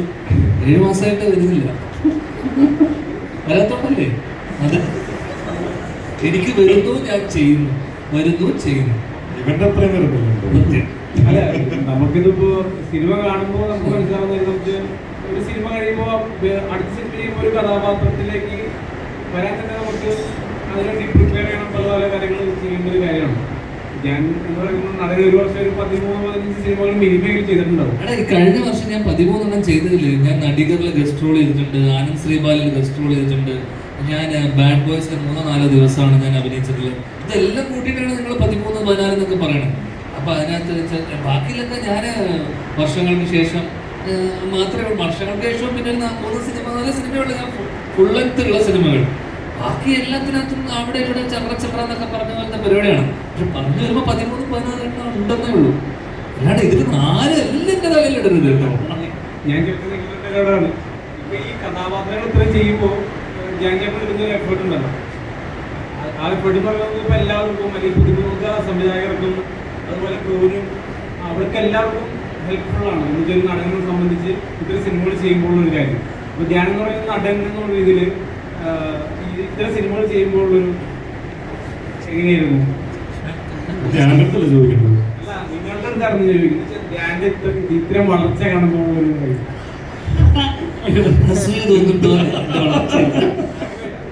ഒരിക്കലുമില്ല. അല്ല, എനിക്ക് ചോദ്യം മനസ്സിലായില്ല. എന്താണ് ഇപ്പൊ ഞാൻ പറഞ്ഞത്? ഇപ്പൊ ഓരോ ആക്ടേഴ്സ്, ഞാൻ ആസ് എൻ ആക്ടർ എനിക്കൊരു വിഷൻ ഉണ്ട്. ഞാൻ എങ്ങനെ എത്തണം, അല്ലെങ്കിൽ ഞാൻ എന്താണ് ചെയ്യേണ്ടതെന്നുള്ളൊരു വിഷൻ എനിക്കുണ്ട്. ഞാൻ ചെയ്യുന്ന സിനിമകൾ എങ്ങനെയായിരിക്കും, അല്ലെങ്കിൽ ഞാൻ ചെയ്യുന്ന കഥാപാത്രങ്ങൾ എന്തെങ്കിലും ഞാൻ ഒരു വിഷൻ കണ്ടിട്ടുണ്ട്. ധ്യാനിൻ്റെ വിഷൻ അദ്ദേഹം പറഞ്ഞല്ലോ എങ്ങനെയാണ് സിനിമകളിൽ അപ്രോച്ച് ചെയ്യുന്നത്, എനിക്ക് എങ്ങനെയാണെന്നുള്ളത് പറഞ്ഞു. ഓരോരുത്തർക്കും ഓരോ രീതികളാണ്. അല്ലെങ്കിൽ ഡിഫറെന്റ് ക്യാരക്ടേഴ്സ് ചെയ്യുമ്പോൾ മറ്റു കഥാപാത്രങ്ങൾക്ക് സാമ്യം ആവുന്നതൊക്കെ ഉണ്ടാവില്ല. ഞാൻ ശ്രമിക്കാറുണ്ട്. ഒരു വർഷം ഇത്രയും സിനിമ ചെയ്യുമ്പോഴേ അത് ചോദിക്കും. എന്നോട് ചോദിക്കുകയാണല്ലോ, ഞാനോട് ഏതാ എടാ നാളെ നീ ഒരു സിനിമ ചെയ്യണം വിളിക്കണം, ഞാൻ വരുവാണ്, അതിന്റെ കഥയെല്ലാം കൊള്ളൂലെങ്കിൽ പോലും അത്രേ ഉള്ളൂ. അതാണ് ഒരു ബന്ധത്തിന്റെ പുറത്തല്ലേ. ഇവൻ എന്നോട് ചാൻസ് ചോദിച്ചു, അഭിനയിക്കാൻ വന്നാൽ ഞാൻ പറഞ്ഞില്ലേ ഓക്കെ നീ തന്നെ തിരിഞ്ഞു പോകും. ആ അപ്പൊ നമ്മൾ അത്രയല്ലേ ഉള്ളൂ, അതിലൊരു ബന്ധം. നാളെ സിനിമയിൽ ഞാൻ വരും, അത്രയല്ലേ ഉള്ളൂ. നാളെ റോണിച്ചേട്ടൻ കണ്ണൂസ്കോട് 2 വിളിച്ചാൽ ഞാൻ പോകും.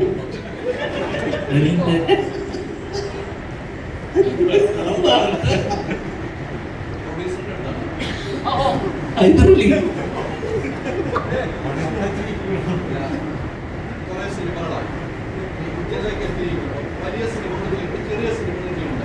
ഈ സിനിമ ഇത്തരം ചെറിയ സിനിമ പുതിയ സംവിധായകർ ചെയ്യാൻ തീരുമാനിക്കാൻ വലിയ പ്രൊഡ്യൂസറില്ല.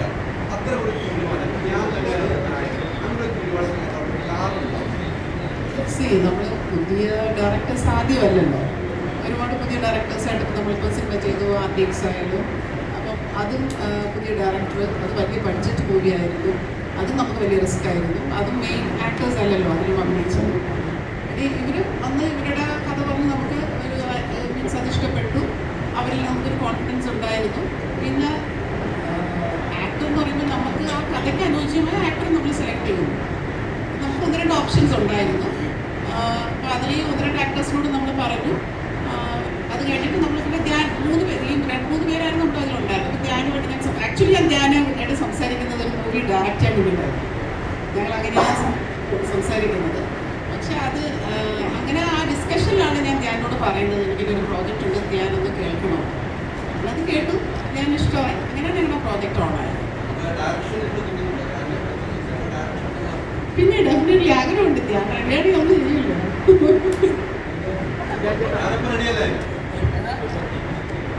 അതില് ചാൻസ് ചോദിച്ചാൽ വരാൻ വേണമെങ്കിൽ ഞാൻ നടക്കൂല കേട്ടോ. നമ്മൾ ഒരുമിച്ച് അഭിനയിച്ച് ഒരു പടം ഇതുവരെ ഓടിയിട്ടില്ല, ഒരു പടം ഇറങ്ങിയിട്ടില്ല, ഓടിയിട്ടില്ല പലതും. നമ്മുടെ ഫ്ലോപ്പാണ് ആ അതെ ആ ആ അതെന്ത് വൈ നോട്ട്. ഇതുപോലെ നിങ്ങളുടെ വീട്ടിൽ വന്നിട്ട് അച്ഛനെ എന്റെ 500 സ്ക്രിപ്റ്റ് ചെയ്ത് തരാന്ന് പറഞ്ഞൊരു സാധനം ഓർമ്മയുണ്ടോ? സ്ക്രിപ്റ്റോടെ നിങ്ങളല്ലേ മധ്യസ്ഥ എന്നത്? സ്ക്രിപ്റ്റിലെല്ലാം പുള്ളി എഴുതരാന്നല്ലേ പറഞ്ഞത്. തയ്യാറാണ് ചോദിക്കും, പോയിട്ട് വീട്ടിൽ പോയിട്ട് ചോദിക്കും. ആ സ്ക്രിപ്റ്റാണ് ഞാൻ സൗകര്യ ബാങ്കിൽ ചെയ്യാൻ പോകുന്ന സിനിമ. ഓക്കെ ഓക്കെയാണ് ഓക്കെ.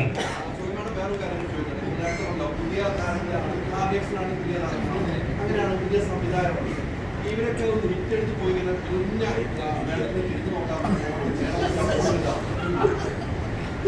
നമ്മളപ്പോഴത്തേക്ക് അടുത്ത പ്രോജക്റ്റിലോട്ട് പോവുമല്ലേ. അവര് വിളിച്ചാൽ സംസാരിക്കും, വിളിച്ചില്ലെങ്കിലും വിഷമമില്ല.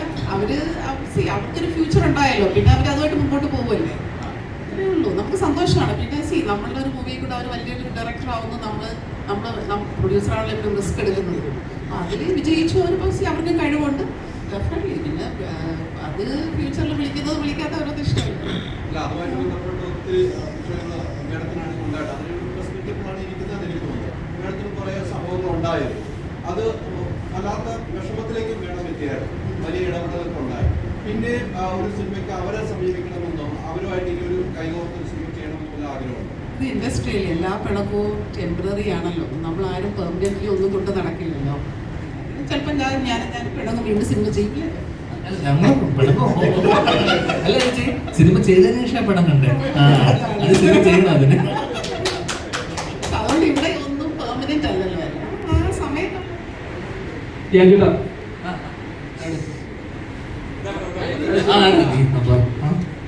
നമുക്ക് ഒരു ജയിലർ വന്നപ്പോ കറക്റ്റ് ഒരു ജയിലർ കൊണ്ടുവന്ന ഒരു ക്ലാഷ് ചെയ്തു. ഇപ്പൊ തട്ടിലേക്ക് വരുമ്പോ അതില് ഞാന് അറിഞ്ഞുകൊണ്ടാണോ അങ്ങനെ ഇത്ര ധൈര്യമുള്ള ഒരു കാര്യമായിട്ട് സത്യം അല്ല, ആ ധൈര്യം എനിക്ക് ജനിച്ചപ്പോ മുതലുണ്ട്, അത് വേറെ കാര്യം. പക്ഷേ അത് നമ്മുടെ സുഹൃത്ത് ഡയറക്റ്റ് ചെയ്ത സിനിമയാണ് ബാലു എന്ന് പറഞ്ഞിട്ട്. പുള്ളിയാണ് നായകൻ. അപ്പൊ എന്നെ ഒരു അര ദിവസത്തേക്ക് ഞാൻ ചേട്ടാ ഒരു പരിപാടി ഉണ്ടെന്ന് പറഞ്ഞപ്പോ ഞാനത് വളരെ അതാ പറഞ്ഞേ, അവൻ വിളിച്ചാലും ഞാൻ പോകും, നീ വിളിച്ചാലും ഞാൻ വരും, അത്രേ ഉള്ളൂ. നമ്മുടെ ജോലിയല്ലേ. അതാണ് എന്റെ ചെറിയ. അതിൽ ഞാനതിനകത്ത് ഒരു അര ദിവസത്തെ അല്ലെങ്കിൽ ഒരു 1-2 സീനിൽ മാത്രമേ ഉള്ളൂ. എന്താണ് നമ്മൾ എന്താണെന്ന് സ്വീകരിക്കും, അത്രേ ഉള്ളൂ.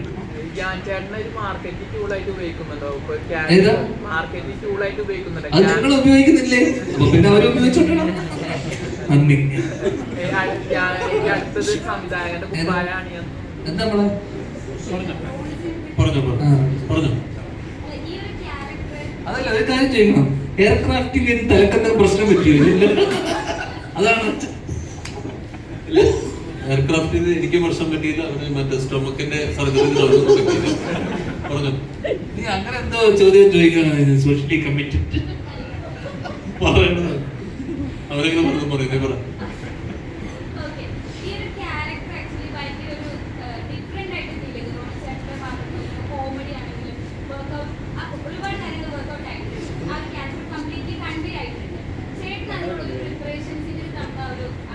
കുറച്ചു വരുമ്പോ പറഞ്ഞല്ലോ, കുറെ മാസം വെറുതെ ഇരുന്നപ്പോ നന്നായിട്ട് പ്രിപ്പയർ ചെയ്യാൻ സമയം കിട്ടി, അതാണ് എന്റെ സത്യം.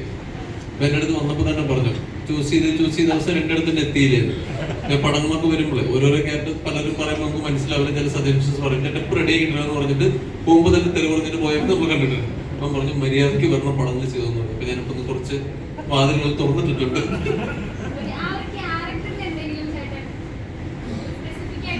ഞാൻ ഇന്ദ്രനീലിന്റെ അടുത്ത് പടം തുറന്നതിന് തലേദിവസം ഞാൻ പറഞ്ഞു, മീശ പരിപാടി കണ്ണൂർ സ്കോഡിന്റെ ആ ഒരു പരിപാടി മോൾഡ് ബ്രേക്ക് മീശ എടുക്കുന്ന പരിപാടി എനിക്കാണ്. അവര് പറഞ്ഞാണോ ഞാൻ പറഞ്ഞാണെങ്കിൽ ഓർമ്മയില്ല. ഞാൻ പറഞ്ഞു അത് ചെയ്തിട്ടുണ്ടായിരുന്നു. പിന്നെ എനിക്ക് പരിചയമുള്ള ആളുടെ ഒരു മാറ്റേഴ്സ് നമ്മളത് ചെയ്തു. പക്ഷെ അത് എഡിറ്റിലൊക്കെ നമ്മൾ കുറെ പോയി ചീപ്പ് എടുത്തിട്ട് നമ്മൾ തല ചെയ്യുന്നതും പിന്നെ മീശ ഇല്ലാത്ത മീശ നമ്മൾ ചെയ്യുന്നതും അങ്ങനെ വരും. പിന്നെ അതും പിന്നെ ചില കാര്യങ്ങൾ നമ്മൾ ഓവർ ദി ബോർഡായി പോകുന്ന സമയത്ത് വളരെ എൻ്റെ രാജ്യത്തിനെ പോലെ തന്നെ ധ്യാൻ പറഞ്ഞിട്ട് ഓവറാട്ടോ കുറച്ചോളം കൂടി ഞാൻ തന്നെ പറഞ്ഞിട്ടുണ്ട്, നമ്മൾ കുറച്ചിട്ടുണ്ട്. അല്ല ഞാൻ പറഞ്ഞത് അത് തിയേറ്ററിൽ വന്ന് പോകുന്നതിനൊക്കെ നല്ലതല്ല, നമ്മൾ കൂടുതലൊരു കോ ആക്ടർ പറഞ്ഞു തരണം. അപ്പോൾ അങ്ങനെ ഒരുപാട് കാര്യങ്ങളുണ്ട്. പിന്നെ പുള്ളിയുടെ പടത്തിന്റെ ക്യാമറമാൻ നമ്മുടെ കണ്ണൂർ സ്കോഡിന്റെ ഡയറക്ടറായിരുന്നു. ഇവർ നമ്മൾ ഓൾറെഡി സൗഹൃദങ്ങളുണ്ട്. അപ്പോൾ പല കൊള്ളാൻ ചെയ്തിട്ടുണ്ട് തോന്നുന്നു, ഒന്നും പറഞ്ഞിട്ടില്ല, എന്നാലും അറിയാം.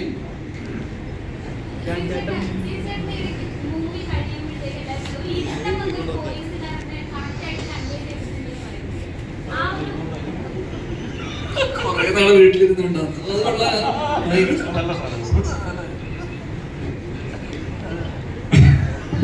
കിട്ടിയോ? അല്ല ഞാൻ ഞാൻ 3ാമത്തെ പോലീസ് ക്യാരക്ടറാണ് ചെയ്യുന്നത്. എൻ്റെ ആദ്യത്തെ പോലീസ് ക്യാരക്ടർ വാർത്തകൾ എന്ന് പറയുന്ന സിനിമയിൽ പോലീസ് കോൺസ്റ്റബിൾ ആയിരുന്നു, CPO ആയിരുന്നു. ഇനി ജഗന്റെ മൂവിയിൽ അത് ഇറങ്ങിയിട്ടില്ല, അതിൽ SI ആയിട്ടാണ്, പ്രൊബേഷൻ പീരീഡിൽ വരുന്ന SI ആയിട്ടാണ്. ഇതിലിപ്പോൾ CA ആയി. അപ്പോൾ ഇരുത്തം വരുമല്ലോ കോൺസ്റ്റബിളിൽ നിന്ന്, ഇവിടെ SI ആയി, ഇപ്പോൾ CA ആയി. അപ്പോൾ അതിൻ്റെ ഇരുത്തം നന്നായിരിക്കും.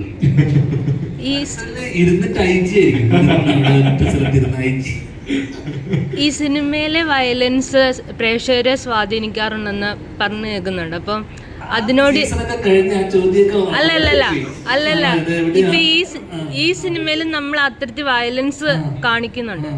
അപ്പം ഇതൊക്കെ സെൻസർ ചെയ്ത് ഇവിടെ സെൻസർ ബോർഡൊക്കെ ഉണ്ട്.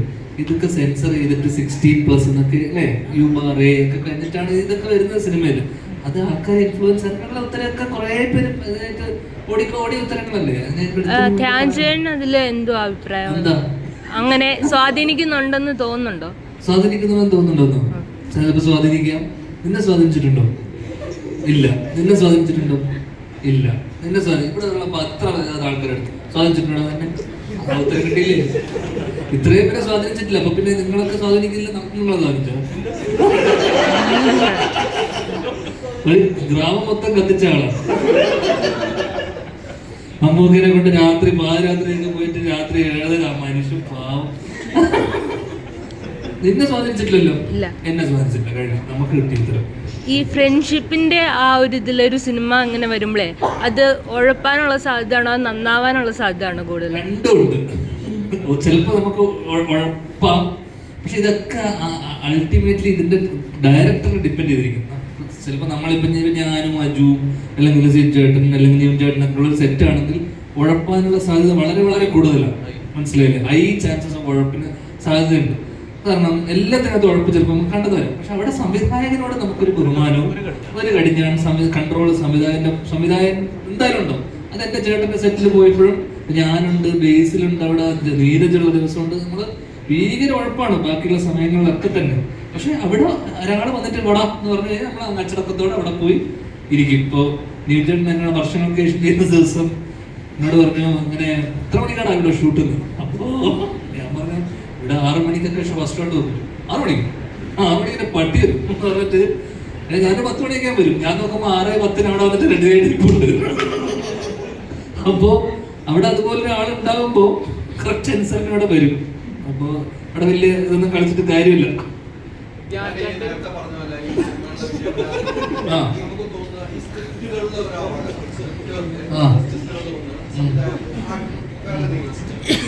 ഒരു ബലമില്ലാതെ വന്നു കഴിഞ്ഞാൽ സിനിമയ്ക്ക് വലിയ പരാജയം സംഭവിക്കുന്നു. നിർമ്മാതാക്കളുടെ സംഘടനയിൽ മുഴുവൻ പറയുന്നുണ്ട്, തിയേറ്റർ ഉടമകളുണ്ട്, ഈ സ്ക്രിപ്റ്റുകൾ സെലക്ട് ചെയ്ത് ഞാൻ ഒരു സുഹൃത്തുക്കളുടെ വലയത്തിലാണ് ഈ സിനിമ നമ്മൾ ചെയ്യാറുണ്ട്. ഈ സ്ക്രിപ്റ്റുകൾ സെലക്ട് ചെയ്യുന്ന കാര്യത്തിൽ ഞാൻ പുറകോട്ട് പോകാറുണ്ടെന്ന് എനിക്ക് തോന്നുന്നു. സ്വയമായിട്ട് എനിക്ക് തോന്നുന്നതാണ്. ബന്ധപ്പെട്ട് ഞാൻ ചോദിക്കുന്നത്, സ്ക്രിപ്റ്റുകൾക്ക് ഒരു ബലമില്ലെങ്കിൽ സിനിമയ്ക്ക് ഒരു പരാജയം വലുതായിട്ട് സംഭവിക്കാറുണ്ട്. അതെന്താ സംശയം? അതല്ലേ ഫൗണ്ടേഷൻ. അതിൽ ഉത്തരം ഉണ്ടല്ലോ. നമ്മൾ അഭിനയിച്ച സിനിമകൾക്കൊന്നും അതില്ലായിരുന്നു എന്നുള്ളതാണ് ഏറ്റവും വലിയ വളരെ സത്യസന്ധമല്ലേ. നമ്മൾ ഒരു സിനിമയിൽ അഭിനയിച്ചു, ഇക്ക എന്തിനാണ് നമ്മൾ ഒരുമിച്ച സിനിമ? നമ്മുടെ സൗഹൃദത്തിന്റെ പുറത്തല്ലേ. അവിടെ നമ്മൾ സ്ക്രിപ്റ്റ് ചോദിച്ചോ? ആരെങ്കിലും ചോദിച്ചോ? നിങ്ങൾ ചോദിച്ചോ? ഞാൻ ചോദിച്ചോ? സ്ക്രിപ്റ്റിന്റെ ഫലത്തിനെ കുറിച്ച് അന്വേഷിച്ചോ? ഇല്ല. ബന്ധങ്ങളുടെ പുറത്തല്ലേ നമ്മൾ പോകുന്നത്. അപ്പോഴും ആ സിനിമയൊക്കെ പ്രൊഡ്യൂസ് ചെയ്ത് വലിയ വലിയ ബാനറുകളാണ് അല്ലേ. അവരൊക്കെ അവരുടെ ഒരു വിശ്വാസം ഉണ്ടാവുമല്ലോ. അവരും അറിയാവുന്ന ആൾക്കാരാണല്ലോ. അപ്പൊ അവരുടെ ഒരു വിശ്വാസത്തിന്റെ പുറത്താണ് നമ്മൾ നിൽക്കുന്നത് അല്ലേ. നമ്മൾ അവരെ വിശ്വസിച്ച് പോകുന്നു. ചേച്ചി ഇത് കേട്ടു, അപ്പൊ എനിക്കൊരു 90% ഓക്കെയാണ്. കാരണം ചേച്ചി ഇതുപോലത്തെ ഒരു ബാനറിന് ഇത്രയും സക്സസ് റേറ്റുള്ള ഒരു ബാനർ കേൾക്കുമ്പോൾ അവർക്കൊരു കോൺഫിഡൻസ് ഉണ്ടെങ്കിൽ അവർ ഇതിന് കാശ് മുടക്കുള്ളൂ. അതുപോലെ നമ്മൾ ചെയ്ത സിനിമകളൊക്കെ തന്നെ അവർക്കൊക്കെ ആ സ്ക്രിപ്റ്റിന്റെ പുറത്ത് വിശ്വാസം ഉള്ളതുകൊണ്ടാണല്ലോ നമ്മൾ അവരെ വിശ്വസിച്ചിട്ടില്ലേ നമ്മൾ പോകുന്നത്. ഇത് പാളിപ്പോകുന്ന എവിടെയാ? എക്സിക്യൂട്ട് ചെയ്ത് വരുമ്പോൾ പാളിപ്പോവാം അല്ലേ. പടം ഷൂട്ടിനിടയിൽ പാളിപ്പോവാം, അല്ലെങ്കിൽ വിചാരിച്ചതുപോലെ അതുപോലെ വർക്കൗട്ട് ആയില്ലെങ്കിൽ പാളിപ്പോവാം. ഏത് ഘട്ടത്തിൽ വേണമെങ്കിൽ പാളിപ്പോവാം. പിന്നെ ചില സിനിമകൾ നമ്മൾ പറഞ്ഞ പോലെ എല്ലാവർക്കും യുനാനിമസ് ആയിട്ട് ഇഷ്ടപ്പെട്ടാലേ സൂപ്പർ ഹിറ്റിലോട്ടൊക്കെ ഒരു സിനിമ എത്തുന്നുള്ളൂ. യുനാനിമസ് ആയിട്ട് ഇഷ്ടപ്പെടണം. അപ്പൊ അത് വലിയ വലിയ എന്താ പറയണ്ട, വളരെ സബ്ജക്റ്റീവ് ആയിട്ടുള്ള കാര്യമാണ് ഒരു സിനിമ ഇഷ്ടപ്പെടുക എന്നുള്ളത്. ഇപ്പൊ ഇന്നിപ്പോ ഈ വർഷം ഇറങ്ങിയ എത്ര സിനിമകളാണ്. ഇപ്പൊ കഴിഞ്ഞ ദിവസം ഇറങ്ങിയ, ഞാൻ ആസിഫായിട്ട് കഴിഞ്ഞ ദിവസം നമ്മൾ ഒരുമിച്ച് മോളുടെ ബർത്ത്ഡേക്ക് ഒരുമിച്ചുണ്ടായിരുന്നപ്പോൾ സർക്കിറ്റ് ഭയങ്കര നല്ല സിനിമയാണെന്ന് അഭിപ്രായം വന്നു. ഓക്കെ, ഇവിടുത്തെ റിവ്യൂസ് എല്ലാവരും തന്നെ നല്ല അഭിപ്രായം പറഞ്ഞു. എന്തുകൊണ്ട് തിയേറ്ററിൽ ആള് വന്നില്ല? എന്താണ് നല്ല സിനിമ വന്നു, നല്ല സിനിമയാണെന്ന് അഭിപ്രായം വന്നപ്പോൾ പുള്ളിക്ക് അതിന് വിഷമം ഉണ്ടായിരുന്നു. അപ്പൊ പുള്ളി എന്നോട് പറയുന്നില്ല, ആള് വരുന്നില്ല. അതെന്തുകൊണ്ടാണ്? നല്ല സിനിമയാണ്, ഇവിടുത്തെ റിവ്യൂസും ക്രിട്ടിക്സ് ഒക്കെ അഭിപ്രായം പറഞ്ഞിട്ടും തിയേറ്ററിലോട്ട് നല്ലതാണെങ്കിൽ പോലും തിയേറ്ററിലോട്ട് ആളുകൾ വരുന്നത് ഇപ്പൊ കുറഞ്ഞു ഭയങ്കരമായിട്ട്. അത്രയും ചൂസ് ചെയ്യുക ആൾക്കാർ. സിനിമ നന്നായതുകൊണ്ട് കാര്യമില്ല, എല്ലാ ഘടകങ്ങളും മാർക്കറ്റിംഗ് തൊട്ട് ഇത്രയും ഫാക്ടേഴ്സ് ഒക്കെ നന്നായി വന്നാൽ മാത്രമേ ഒരു സിനിമ ഇതുള്ളൂ. പിന്നെ തിയേറ്റർ എക്സ്പീരിയൻസ് വേണ്ട സിനിമ. തിയേറ്ററിൽ എന്തെങ്കിലും ഉണ്ടെങ്കിൽ, അല്ലെങ്കിൽ തിയേറ്ററിൽ പോയിട്ട് ഇത് എക്സ്പീരിയൻസ് ചെയ്യാനുള്ള വക ഉണ്ടെന്ന് കണ്ടാൽ മാത്രമേ ആൾക്കാർ ഇന്ന് തിയേറ്ററിലോട്ട് വരുന്നുള്ളൂ. അപ്പൊ അതിലുള്ള എക്സെപ്ഷനാണ് പ്രിൻസ് പോലുള്ള സിനിമകൾ. കാരണം അതൊരു കുടുംബ ചിത്രമാണ്. സാധാരണ നമ്മൾ ഇന്റർവ്യൂലൊക്കെ പറഞ്ഞു, കാരണം പ്രിൻസിന്റെ വിജയം എന്ന് പറയുന്നത് സാധാരണ കുടുംബ ചിത്രം. പക്ഷെ ദിലീപേട്ടന്റെ ഒരു ആവറേജ് സിനിമ പോലും, ഒരു ആവറേജ് ആയാൽ തന്നെ ദിലീപേട്ടന്റെ പടം ഹിറ്റാണ്. കാരണം കുടുംബ ജനപ്രിയനാണ്. അപ്പൊ അദ്ദേഹത്തിന്റെ ഒരു ആവറേജ് സിനിമ വന്നാൽ തന്നെ മലയാളത്തിൽ അത് ഹിറ്റാണ്. ഇപ്പൊ ഈ സിനിമ ഇപ്പൊ ഇത്രയും ആൾക്കാർ വരാൻ സാധ്യത, അല്ലെങ്കിൽ നമ്മൾ കണ്ടൊരു സാധ്യത വെച്ചാൽ ഇതിനൊരു തിയേറ്റർ എക്സ്പീരിയൻസ് കൊടുക്കാൻ പറ്റും എന്നുള്ളൊരു വിശ്വാസമാണ്. കാരണം ഇതൊരു ഓർഡിനറി സിനിമയല്ല, ഇത് വെൽ മെയ്ഡ്, അത്യാവശ്യം ക്വാളിറ്റിയുള്ള, ടെക്നിക്കലി സൗണ്ട് ആയിട്ടുള്ള ഈ പറഞ്ഞ ഒരു തിയേറ്റർ എക്സ്പീരിയൻസ് കൊടുക്കാൻ സാധ്യതയുള്ള സിനിമ ആയതുകൊണ്ടാണ് നമ്മൾ ഇതിനെ പുഷ് ചെയ്യുന്നതും നമ്മൾ എടുത്തു പറയുന്ന കാര്യം അതാണ്. അപ്പോൾ ആ രീതിയിൽ ഇന്നത്തെ സിനിമക്ക് ഡെഫിനറ്റ്ലി തിയേറ്റർ എക്സ്പീരിയൻസ് കൊടുക്കാൻ പറ്റിയില്ലെങ്കിൽ ഈ സിനിമ തിയേറ്ററിൽ വേണോ? എന്തൊക്കെയോ ചോദിച്ചു, എന്തൊക്കെയോ പറഞ്ഞു. വലിയ റിവ്യൂ ചെയ്തിട്ടുള്ളത് ആളുകൾ നമ്മുടെ സിനിമയ്ക്കാണ് നല്ല റിവ്യൂസ് ആണ്. ഒരു മോശം പറഞ്ഞിട്ടില്ല. ഞാൻ ചെയ്തു വെച്ചിട്ടുള്ള സിനിമ എന്ന നിലയിൽ പേരെ പറയുന്നത് നമ്മൾ അതിനകത്ത് സന്തോഷവാനാണ്. ഞാൻ ഉൾപ്പെടെ ഞാനൊരു സിനിമ സന്തോഷമാണ് തന്നെ. പക്ഷെ ആ സിനിമയും നമുക്ക് വേണ്ടത്ര രീതിയിലേക്ക് തിയേറ്ററിലുള്ള ആളുകൾ അതാ പറഞ്ഞത്. അതിനു വേണ്ടിയാണല്ലോ നമ്മളിപ്പോ ഈ സക്സസ് മീറ്റും ഇതെല്ലാം ഇതിന്റെ മാർക്കറ്റിംഗിന്റെ ഭാഗമായിട്ടാണല്ലോ നമ്മൾ തിയേറ്ററിലെ ആൾക്കാരെ കൊണ്ടുവരാനും ആൾക്കാരെ അറിയിക്കാനും. പിന്നെ ഏറ്റവും വലിയ കാര്യം എന്ന് വെച്ച് കഴിഞ്ഞാൽ ഇപ്പൊ ഇന്നിപ്പോ ഇവിടെയുള്ള പലരും കണ്ടു, ഇതിലുള്ള എത്രയോ പേരിനോട് പറഞ്ഞു ചേട്ടാ കൊള്ളാന്ന് പറയുന്നു, ഇവരൊരു 10 പേരെടുത്ത് പോയി പറയുന്നു. ഈ പറയുന്ന വേർഡ് ഓഫ് മൗത്ത് തന്നെയാണ് ഒരു സിനിമ ഇന്ന് വിജയിപ്പിക്കുന്നത് എനിക്ക് തോന്നുന്നു. ആൾക്കാർ 10 പേര് കണ്ട ആൾക്കാർ അടുത്ത 10 പേരെടുത്ത് പറയുമ്പോൾ അവർ പോയി കണ്ട് കാര്യമുള്ളൂ. കാരണം ഒരു പരിധി വരെ ഒന്നും ക്രിട്ടിക്സിനോ റിവ്യൂസിനോ അല്ലെങ്കിൽ എന്ത് നെഗറ്റീവ് റിവ്യൂസിനോ ഇൻഫ്ലുവൻസ് ചെയ്യാൻ പറ്റില്ല, ഒരു പരിധി കൂടുതൽ. അത് ഞാൻ പറഞ്ഞത് ഭയങ്കര സബ്ജക്റ്റീവാണ്. എനിക്കൊരു സിനിമ ഇഷ്ടമായി എന്ന് വിചാരിച്ചിട്ട് നിങ്ങൾക്കത് ഇഷ്ടപ്പെടണം എന്നില്ല, എനിക്ക് ഇഷ്ടമാകാത്ത സിനിമ നിങ്ങൾക്ക് ഭയങ്കരമായിട്ട് ഇഷ്ടപ്പെടാം. അതുകൊണ്ട് അത് ഇതിലൊരു കാര്യമില്ല. നിങ്ങൾ പോയി കണ്ട് തീരുമാനിക്കുക എന്നുള്ളത് മാത്രമേ ഉള്ളൂ ഈ കേസ്. ഒരു മാസ് റോളിലാണ് എല്ലാവരും പ്രതീക്ഷിക്കുന്നത്, അത് ബബ്ബയിൽ കാണാൻ പറ്റും. ഇല്ല, ഞാൻ അത് ദിലീപേട്ടൻ സിനിമയല്ലേ, ദിലീപേട്ടനും ഏട്ടനും കഴിഞ്ഞിട്ട് ഞാനൊരു 10 ദിവസത്തിന് അതൊക്കെ ഉള്ളൂ ആ സിനിമയിൽ.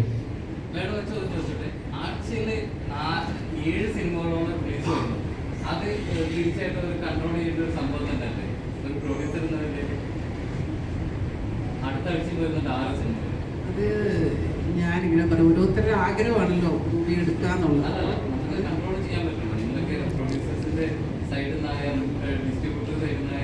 അത് ചിന്തിച്ച് തീരുമാനം എടുക്കാൻ പറ്റിയ സംഭവങ്ങളുണ്ട്. വലിയ പൈസ മുടക്കിയ സിനിമകൾ ഓഡിയൻസ് കേളുന്നില്ല, ഞാൻ പറഞ്ഞപ്പോൾ.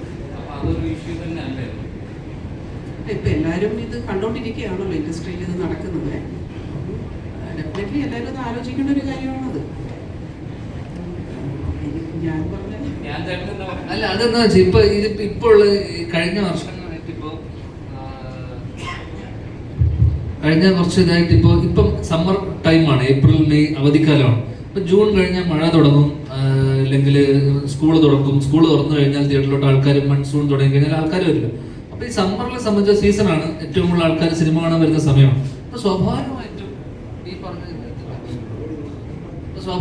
എല്ലാ ആഴ്ചയും കഴിഞ്ഞ എല്ലാ ആഴ്ചയും തന്നെ 4 സിനിമകൾ ഉണ്ട്. കാരണം ഇതൊക്കെ തീരുമാനിക്കേണ്ടത് അതത് പ്രൊഡ്യൂസേഴ്സും അവരുമാണ് തീരുമാനം എടുക്കേണ്ടത്. ഇത് കൺട്രോൾ ചെയ്യാന്ന് പറയുന്നത് പ്രൊഡ്യൂസർ അസോസിയേഷന്റെ ബാധ്യതയല്ല ഇത് കൺട്രോൾ ചെയ്യുന്നത്.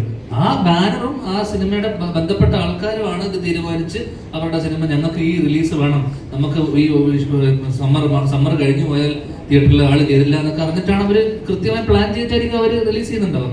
പിന്നെ എന്താന്ന് വെച്ചാൽ നമ്പർ ഓഫ് സിനിമകൾ എണ്ണം വളരെ കഴിഞ്ഞ കുറച്ച് വർഷത്തിനിടയിൽ ഒരുപാട് കൂടി. അത്രമാത്രം സിനിമകൾ ഈ വർഷം എത്തിയപ്പോൾ അത് കുറഞ്ഞു. പക്ഷെ കഴിഞ്ഞ വർഷം, അതിന് മുന്നത്തെ വർഷം, കോവിഡിന് ശേഷമൊക്കെ ആൾക്കാർ, കാരണം എല്ലാവർക്കും ജോലി വേണ്ടേ, എല്ലാവർക്കും പണി വേണ്ടേ. കോവിഡിന് ശേഷമല്ലേ നമ്മൾ ഈ പറയുന്ന ഡിജിറ്റൽ മീഡിയ ഇതൊക്കെ വളർന്നത്, അല്ലേ ഇതിനോടൊപ്പം അല്ലേ ഡിജിറ്റൽ വളർന്നു, ഓൺലൈൻ വന്നു, ഇതൊക്കെ ഈ വളർച്ചയൊക്കെ സംഭവിച്ചതാണ്. അപ്പൊ ആൾക്കാർക്ക് ജോലി വേണം, പുതിയ സിനിമകൾ സംഭവിക്കണം. അപ്പൊ അത്രമാത്രം കോവിഡിന് ശേഷം സിനിമകൾ പെരുകി എന്ന് വെച്ച് കഴിഞ്ഞാൽ എണ്ണം കൂടി. അപ്പൊ ഇതെല്ലാം അക്കോമഡേറ്റ് ചെയ്യാനുള്ള ഇതില്ല ഒരു വർഷത്തിനകത്ത്. അപ്പൊ സ്വാഭാവികമായിട്ട് എല്ലാ ആഴ്ചയും 3-4 റിലീസ് ഇതിന് ശേഷം വന്നു. അത്രയും അത് പിന്നെ കുറെ ഓൺലൈൻ പ്ലാറ്റ്ഫോംസ് വന്നു, OTT വന്നു, പാതി വഴിയിൽ നിന്ന് പോയ കുറെ പ്ലാറ്റ്ഫോംസ് ഉണ്ട്, OTT റിലീസുകൾ വന്നു. അപ്പോൾ ഈ ഡിമാൻഡും സപ്ലൈന്റെ മാറ്ററാണിത്. അപ്പോൾ ഇപ്പോ ഈ പറഞ്ഞ 7 റിലീസും ഇതൊന്നും അസോസിയേഷൻ ഇതിനകത്ത് ഒന്നും ചെയ്യാനുള്ള ഇതില്ല. അതത് ബാനറിൽ നിന്ന് ഇത് ചെയ്യാന്നുള്ള മാത്രമേ. മാഡം, ഈ അസോസിയേഷന്റെ കാര്യം പറഞ്ഞ ചോദ്യങ്ങൾ ചോദിക്കാൻ ഇപ്പൊ ഈ ലിസ്റ്റ് പുറത്തു വിടുന്നുണ്ട്, നമ്മുടെ ചെലവ് കണക്ക്, തിയേറ്ററിൽ ഓടിയതിന്റെ കണക്ക്, അതുമായിട്ട് വലിയ വിവാദങ്ങൾ നിലനിൽക്കുന്നു. വിജയ് ബാബു ഒരു പോസ്റ്റ്, എന്റെ സിനിമ ലാഭത്തിലാണ്, നിങ്ങൾ കണക്ക് വിടുമ്പോൾ ശ്രദ്ധിക്കണം എന്ന് പറഞ്ഞു. മാഡം ആ അസോസിയേഷന്റെ ഒരു ആളാണ്, നടപ്പത്തില്ല അനുസരിച്ച ഒരു വ്യക്തിയൊക്കെയാണ്. അത്തരം കണക്ക് വിടുന്നത് സിനിമാ മേഖലയ്ക്ക് തകർച്ചയാണ്. ഞാൻ സ്വയം കാണുന്നുണ്ട്, പല പ്രൊഡ്യൂസർമാരും ഒന്ന് തിരിച്ചു പോകും, പല സ്വപ്നങ്ങളും ഇല്ലാതാകുന്നു, പുതിയ ഡയറക്ടർമാർ സ്വപ്നങ്ങൾ ഇല്ലാതാവുന്നുണ്ട്. അവരവിടെ നിങ്ങൾ ഒരു പ്രൊഡ്യൂസറെ പിടിച്ചുകൊണ്ട് വരുന്നതായിരിക്കും. ആ സമയത്ത് ഇങ്ങനെ കണക്ക് പുറത്തുകൊണ്ട് നഷ്ടക്കണക്കുകൾ, ലാഭത്തിലാണ് ജനുവരി തൊട്ട് സിനിമയുടെ ഇത്രയും ലാഭം ഇറ്റടിച്ച സിനിമകളുണ്ടോ നമ്മൾ ലോകമെമ്പാടും അറിയിച്ചു മലയാള സിനിമ. അതിൻ്റെ ഇടയിലാണ് ഇങ്ങനെ കണക്കുകൾ പുറത്തുള്ളത്. അത് നേരത്തെ സംബന്ധിച്ചിടത്തോളം അത് ബുദ്ധിമുട്ടുണ്ടാകും. ഈ സിനിമ ഉൾപ്പെടെയാണ് ചോദിക്കുന്നത്. അവര് അങ്ങനെ ഒരു തീരുമാനം എടുക്കാനുള്ള കാരണം എനിക്ക് തോന്നുന്നത്, ഒരുപാട് OTT ആദ്യം നമുക്ക് കോവിഡ് കഴിഞ്ഞപ്പോൾ OTT വന്നു, ഒരു വലിയൊരു മീൻസ് ഇൻഡസ്ട്രിയിൽ ഒരു ബൂം ഉണ്ടാക്കി, ഒരുപാട് മൂവീസ് എടുത്തു.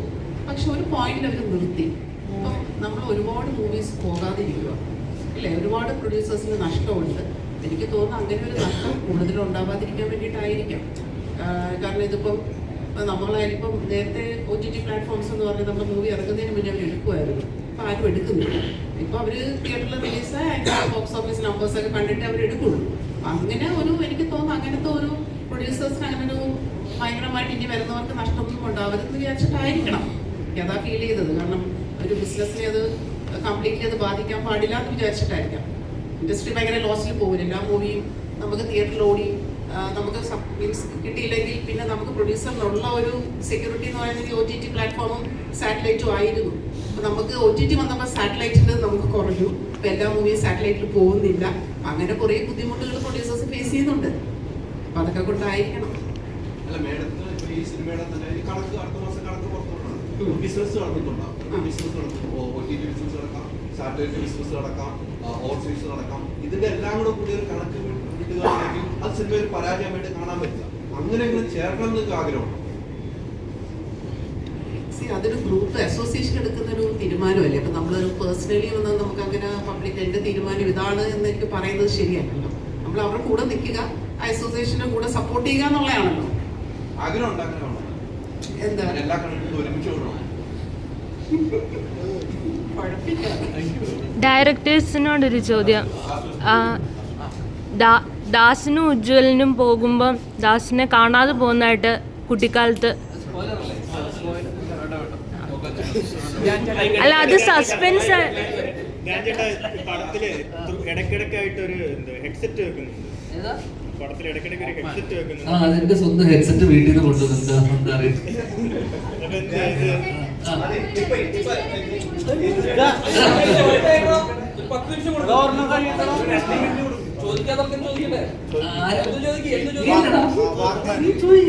എന്തെങ്കിലും സൂപ്പർ പവർ ഹെഡ്സെറ്റ് ഇടുന്നുണ്ടോ, അല്ലെങ്കിൽ ട്രാക്ക് ഏതാണ് ഇടുന്നത്? അത് ഏതാണ് ട്രാക്ക് ഇട്ടത്? അതെന്താ എന്ത് പാട്ടാണ്? മൈക്കിൾ ജാക്സന്റെ ഒരു അല്ലല്ല സിനിമയിൽ സിബി ആണോ? നീയാണോ മൈക്കിൾ ജാക്സൺ? സിബി ആണോ അത്? ഫസ്റ്റിലുള്ള സോങ് അല്ലേ? ഫസ്റ്റും എൻട്രി ഓക്കെ അത് ചെയ്ത ട്രാക്കാണ്. അല്ലാതെ ഈ നാടൻ മാസ് ഡിക്റ്റേറ്റീവ് എന്ന് പറയുന്ന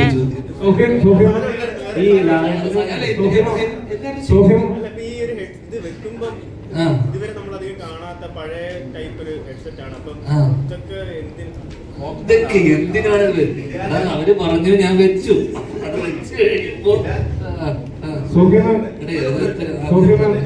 ലാലേട്ടന് അനുഭവിച്ചതായിട്ടുള്ളൊരു കോംബോ വരുന്നുണ്ടെന്ന് പറഞ്ഞു. സോഫിമാൻ പ്രൊഡ്യൂസ് ചെയ്യുന്ന അതിന്റെ അപ്ഡേഷൻ ഒന്ന് പറയാമോ?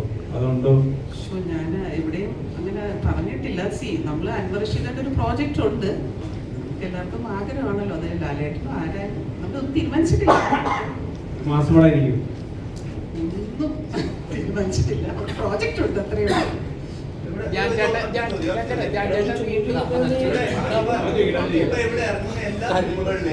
റിവ്യൂ അടിസ്ഥാനത്തിൽ നമ്മൾ നോക്കുകയാണെങ്കിൽ എല്ലാവരും നല്ല പോസിറ്റീവ് റിവ്യൂ പറഞ്ഞിട്ട് പോകുന്നു. എല്ലാവരും നെഗറ്റീവ് ആ പടത്തിന്റെ കറക്റ്റീവ് റിവ്യൂ ഇപ്പൊ ഓൺലൈൻ മാധ്യമങ്ങൾ വരാറില്ല. ആകെ ഒരു അച്ഛനൊക്കെയാണ് അത്യാവശ്യം 90% സിനിമയുടെ റിവ്യൂ കറക്റ്റായിട്ട് പറയുന്നത്. പക്ഷെ പലരും പോസിറ്റീവ് റിവ്യൂ കണ്ടിട്ട് സിനിമ കാണാൻ പോയിട്ട് വളരെ വിഷമത്തോടെ ആ പടം വളരെ മോശമായിരുന്നു എന്ന് പറഞ്ഞ അനുഭവിക്കുകയുണ്ടായിരുന്നു. ഈ ഒരു പടം ഇറങ്ങുമ്പോൾ അതിന്റെ കറക്റ്റ് റിവ്യൂ അല്ലെങ്കിൽ പ്രേക്ഷകരുടെ കറക്റ്റ് പൾസ് അറിയിക്കുക, ആ പടം ഒഴിഞ്ഞിട്ട് വരണം. അതിന്റെ ഫസ്റ്റ് എക്സാമ്പിൾ ആണ് പൊന്മ എന്ന സിനിമ. പൊന്മ എന്ന സിനിമ ഇതേപോലെ എല്ലാ പടത്തിനും നല്ല റിവ്യൂ കൊടുത്തതിന് ശേഷം അങ്ങനെ വിചാരിച്ച് പലരും തിയേറ്ററിൽ പോയില്ല. ആ പടം അക്ഷരാർത്ഥത്തിൽ മലയാളത്തിലെ ഏറ്റവും ബെസ്റ്റ് മൂവി ഒന്നാണ്. അത് പലരുടെയും അതെന്ന് വെച്ചാൽ എന്റെ അഭിപ്രായം യുനാനിമസ്. എല്ലാ പടവും ഇഷ്ടപ്പെടുന്ന ഒരാളല്ലോ ഒരു പടം ഇത് നമുക്കൊന്നും അല്ലാട്ടോ. ഇന്ത്യ എന്ന് പറയുന്നത് ഇന്ത്യ എന്ന് പറയുന്നത് അതൊക്കെ ഉള്ളത് ഇന്ത്യ എന്ന് പറയുന്നത് അക്ഷരമൊക്കെ ഉണ്ട്. 90% ഇന്ത്യ എന്ന് പറയുന്നത് ഇന്ത്യ എന്ന് പറയാം. ബാക്കിയുള്ളവരെന്ന് പറയട്ടെ ശരിയാ. ഞാൻ കാണാറുണ്ട്, പശുപോക്കിന്റെ റിവ്യൂ കാണാറുണ്ട്. എനിക്കത് വർക്കാവുന്നുണ്ട്. അതാ പറഞ്ഞേ ഫസ്റ്റ്. ഇപ്പൊ എന്താ നിന്റെ ചോദ്യം?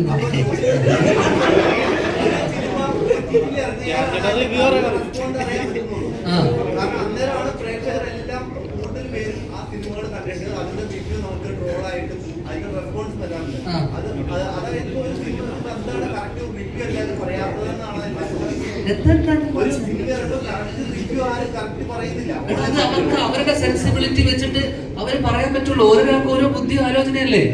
അത് നീ ഇപ്പൊ ഇതിനോട് വെച്ചിട്ട് നീ എന്താ കറക്റ്റ് ആയിട്ട് റിവ്യൂ പറയാതെന്ന് വെച്ചാൽ നമുക്ക് ഒരുത്തിനെ പിടിച്ച് അടിക്കാൻ പറ്റുമോ? നിന്റെ വിശ്വസിച്ചുള്ള അത്യന്ത് ഞാൻ പറഞ്ഞു പോയി പറയാൻ പറ്റും. നിന്റെ ചോദ്യം ഭയങ്കര അടിസ്ഥാനമായിരുന്നു. ഞാൻ പറഞ്ഞുതരാം. ഞാൻ നേരത്തെ അതിനാണ് പറഞ്ഞത്, സിനിമ വളരെ സബ്ജക്റ്റീവ് ആയിട്ടുള്ള കാര്യമാണ്.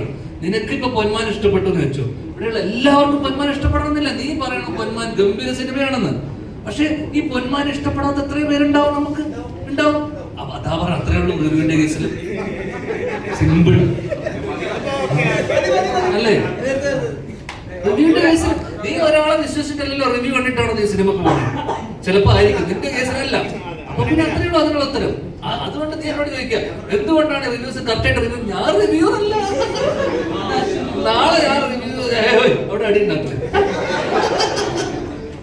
അത്രേ ഉള്ളൂ. റിവ്യൂ ഇതൊക്കെ അടിസ്ഥാനപരമായിട്ട് റിവ്യൂ എന്തിനാന്ന് എനിക്കറിയാമോ? എന്തിനാ? ഇതെല്ലാം നീ ചോദിച്ചെന്ന് വെച്ചാൽ എന്താണ് ഇവരൊന്നും കറക്റ്റ് പറയാത്തെന്നുള്ളതാണ് നമ്മളെ ചോദ്യം. പിന്നെ ഇപ്പൊ നമ്മൾ OTT കേസ് നീ ചോദിച്ചാല് OTT വരുമ്പോഴാണ് ഇത് കറക്റ്റ് ആയിട്ട് അറിയുന്നത്. അത് തെറ്റാ. കാരണം അറിയുമോ, ചില സിനിമകൾ നമ്മൾ തിയേറ്ററിൽ എക്സ്പീരിയൻസ് ചെയ്യണം, മനസ്സിലായില്ലേ?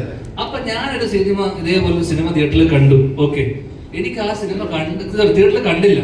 കാണാത്ത സിനിമ ഞാൻ OTT അത് തിയേറ്ററിൽ സൂപ്പർ ഹിറ്റ് ആയ സിനിമയാണ്. ഓക്കെ, ആ സിനിമ കണ്ടിട്ട് പിന്നെ ഞാൻ OTT വരുമ്പോൾ കാണുന്ന സമയത്ത് ഞാൻ ഇതേപോലെ തന്നെ ഞാനൊരു ഡിസ്കഷനിൽ എനിക്കൊന്ന് അശ്വിൻ്റെ അടുത്ത് ആരോട് തന്നെ സംസാരിക്കുന്നു, ഫോണിൽ സംസാരിച്ചപ്പോൾ ഞാൻ ചോദിച്ചു ഇതെന്താണ്, ഇത് ഭയങ്കര അഭിപ്രായമുണ്ട് പക്ഷെ എനിക്ക് ഇഷ്ടപ്പെട്ടില്ല എന്ന് പറയുമ്പോൾ എനിക്കൊന്ന് അശ്വിൻ തന്നെ പറഞ്ഞു, ആരോ ഇത് റിവ്യൂവർ തന്നെ.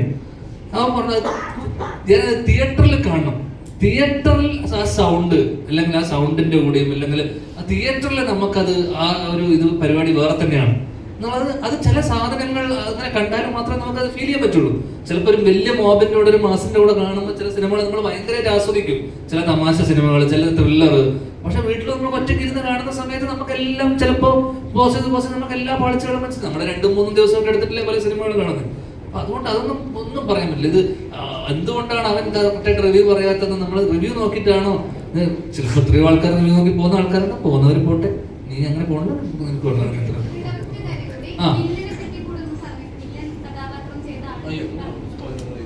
അതിനെ കുറിച്ച് പറയണോ?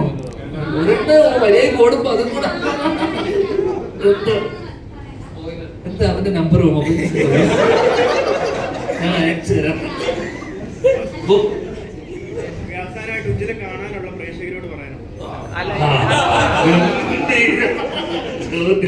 അതിനാണ് ഞാൻ ആളെ കൊണ്ടുവന്നിട്ടുള്ളത്.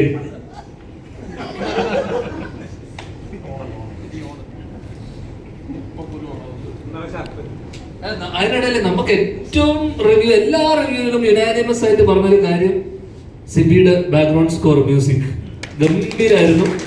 അത് ഈ സിനിമ ഒരു പരിധി വരെ ഞാൻ രാത്രി സിബിക്ക് മെസ്സേജ് അയക്കുകയും ചെയ്തു. എന്ന് വെച്ചാൽ ഈ സിനിമയുടെ സെക്കൻഡ് ഹാഫ് അല്ലെങ്കിൽ സിനിമയെ പിടിച്ചു നിർത്തിയത് തന്നെ എല്ലാവരും പറഞ്ഞു. ഞാൻ വായിച്ച കണ്ട എനിക്ക് അയച്ചെന്ന റിവ്യൂസിലൊക്കെ തന്നെ എടുത്ത് പറഞ്ഞ കാര്യം ഈ സിനിമയുടെ സ്കോറിങ് ഗംഭീരായിരുന്നു. അവസാന വാക്ക് റോണി, ഡോക്ടർ റോണി. ഇതിനെ കാണാൻ പ്രത്യേകിച്ച് കാരണങ്ങളൊന്നും നിങ്ങൾ തേടേണ്ട ആവശ്യമില്ല. നമ്മൾ ഞാൻ പറഞ്ഞ പോലെ തന്നെ റിവ്യൂസ് നല്ലതാണ്, അവരുടെ അഭിപ്രായങ്ങൾ നല്ലതാണ്, പക്ഷെ അത് സ്വന്തം അഭിപ്രായമായിട്ട് എടുക്കാതിരിക്കുക എന്നുള്ളത് മാത്രമേ എനിക്ക് പറയാൻ പറ്റുള്ളൂ. നിങ്ങളുടെ അടുപ്പുള്ള ആരെങ്കിലും കണ്ടിട്ടുണ്ടെന്നുണ്ടെങ്കിൽ, നിങ്ങളുടെ അടുപ്പമുള്ള ആരെങ്കിലും സിനിമ കണ്ടിട്ടുണ്ടെങ്കിൽ അവരോട് ചോദിക്കുക, അല്ലെന്നുണ്ടെങ്കിൽ നിങ്ങൾ പോയി കാണുക. ഈ പറഞ്ഞ പോലെ തന്നെ ഇപ്പോ ഞാൻ പറഞ്ഞ പോലെ തന്നെ KGF ചാപ്റ്റർ 1 ഇവിടെ ഭയങ്കരമായിട്ട് എന്താ പറയാ 2-ന്റെ അത്ര ഓടിയൊരു സിനിമയല്ല. ഞാൻ ശരിക്കും OTT വന്നതിന് ശേഷം കണ്ടതാണ്. നമുക്കത് പിന്നെ OTT വന്നപ്പോഴാണ് മനസ്സിലായത് ഇത്രയും അത് ഒരിക്കലും തിയേറ്റർ എക്സ്പീരിയൻസ് മിസ്സാകാൻ പറ്റാത്ത ഒരു സിനിമയാണ്. അപ്പൊ ചില സിനിമകൾ നമുക്ക് തിയേറ്ററിൽ കണ്ടാൽ മാത്രമേ ഇഷ്ടപ്പെടുകയുള്ളൂ. ഇതങ്ങനെ തിയേറ്ററിൽ കാണേണ്ടതായ വിഷ്വലിയും അതുപോലെ തന്നെ ടെക്നിക്കലും ഒക്കെ സൗണ്ടായുള്ള നല്ല പെർഫോമൻസുള്ള നല്ലൊരു സിനിമയാണ്. തിയേറ്ററിൽ പോയി കാണാൻ ശ്രമിക്കുക.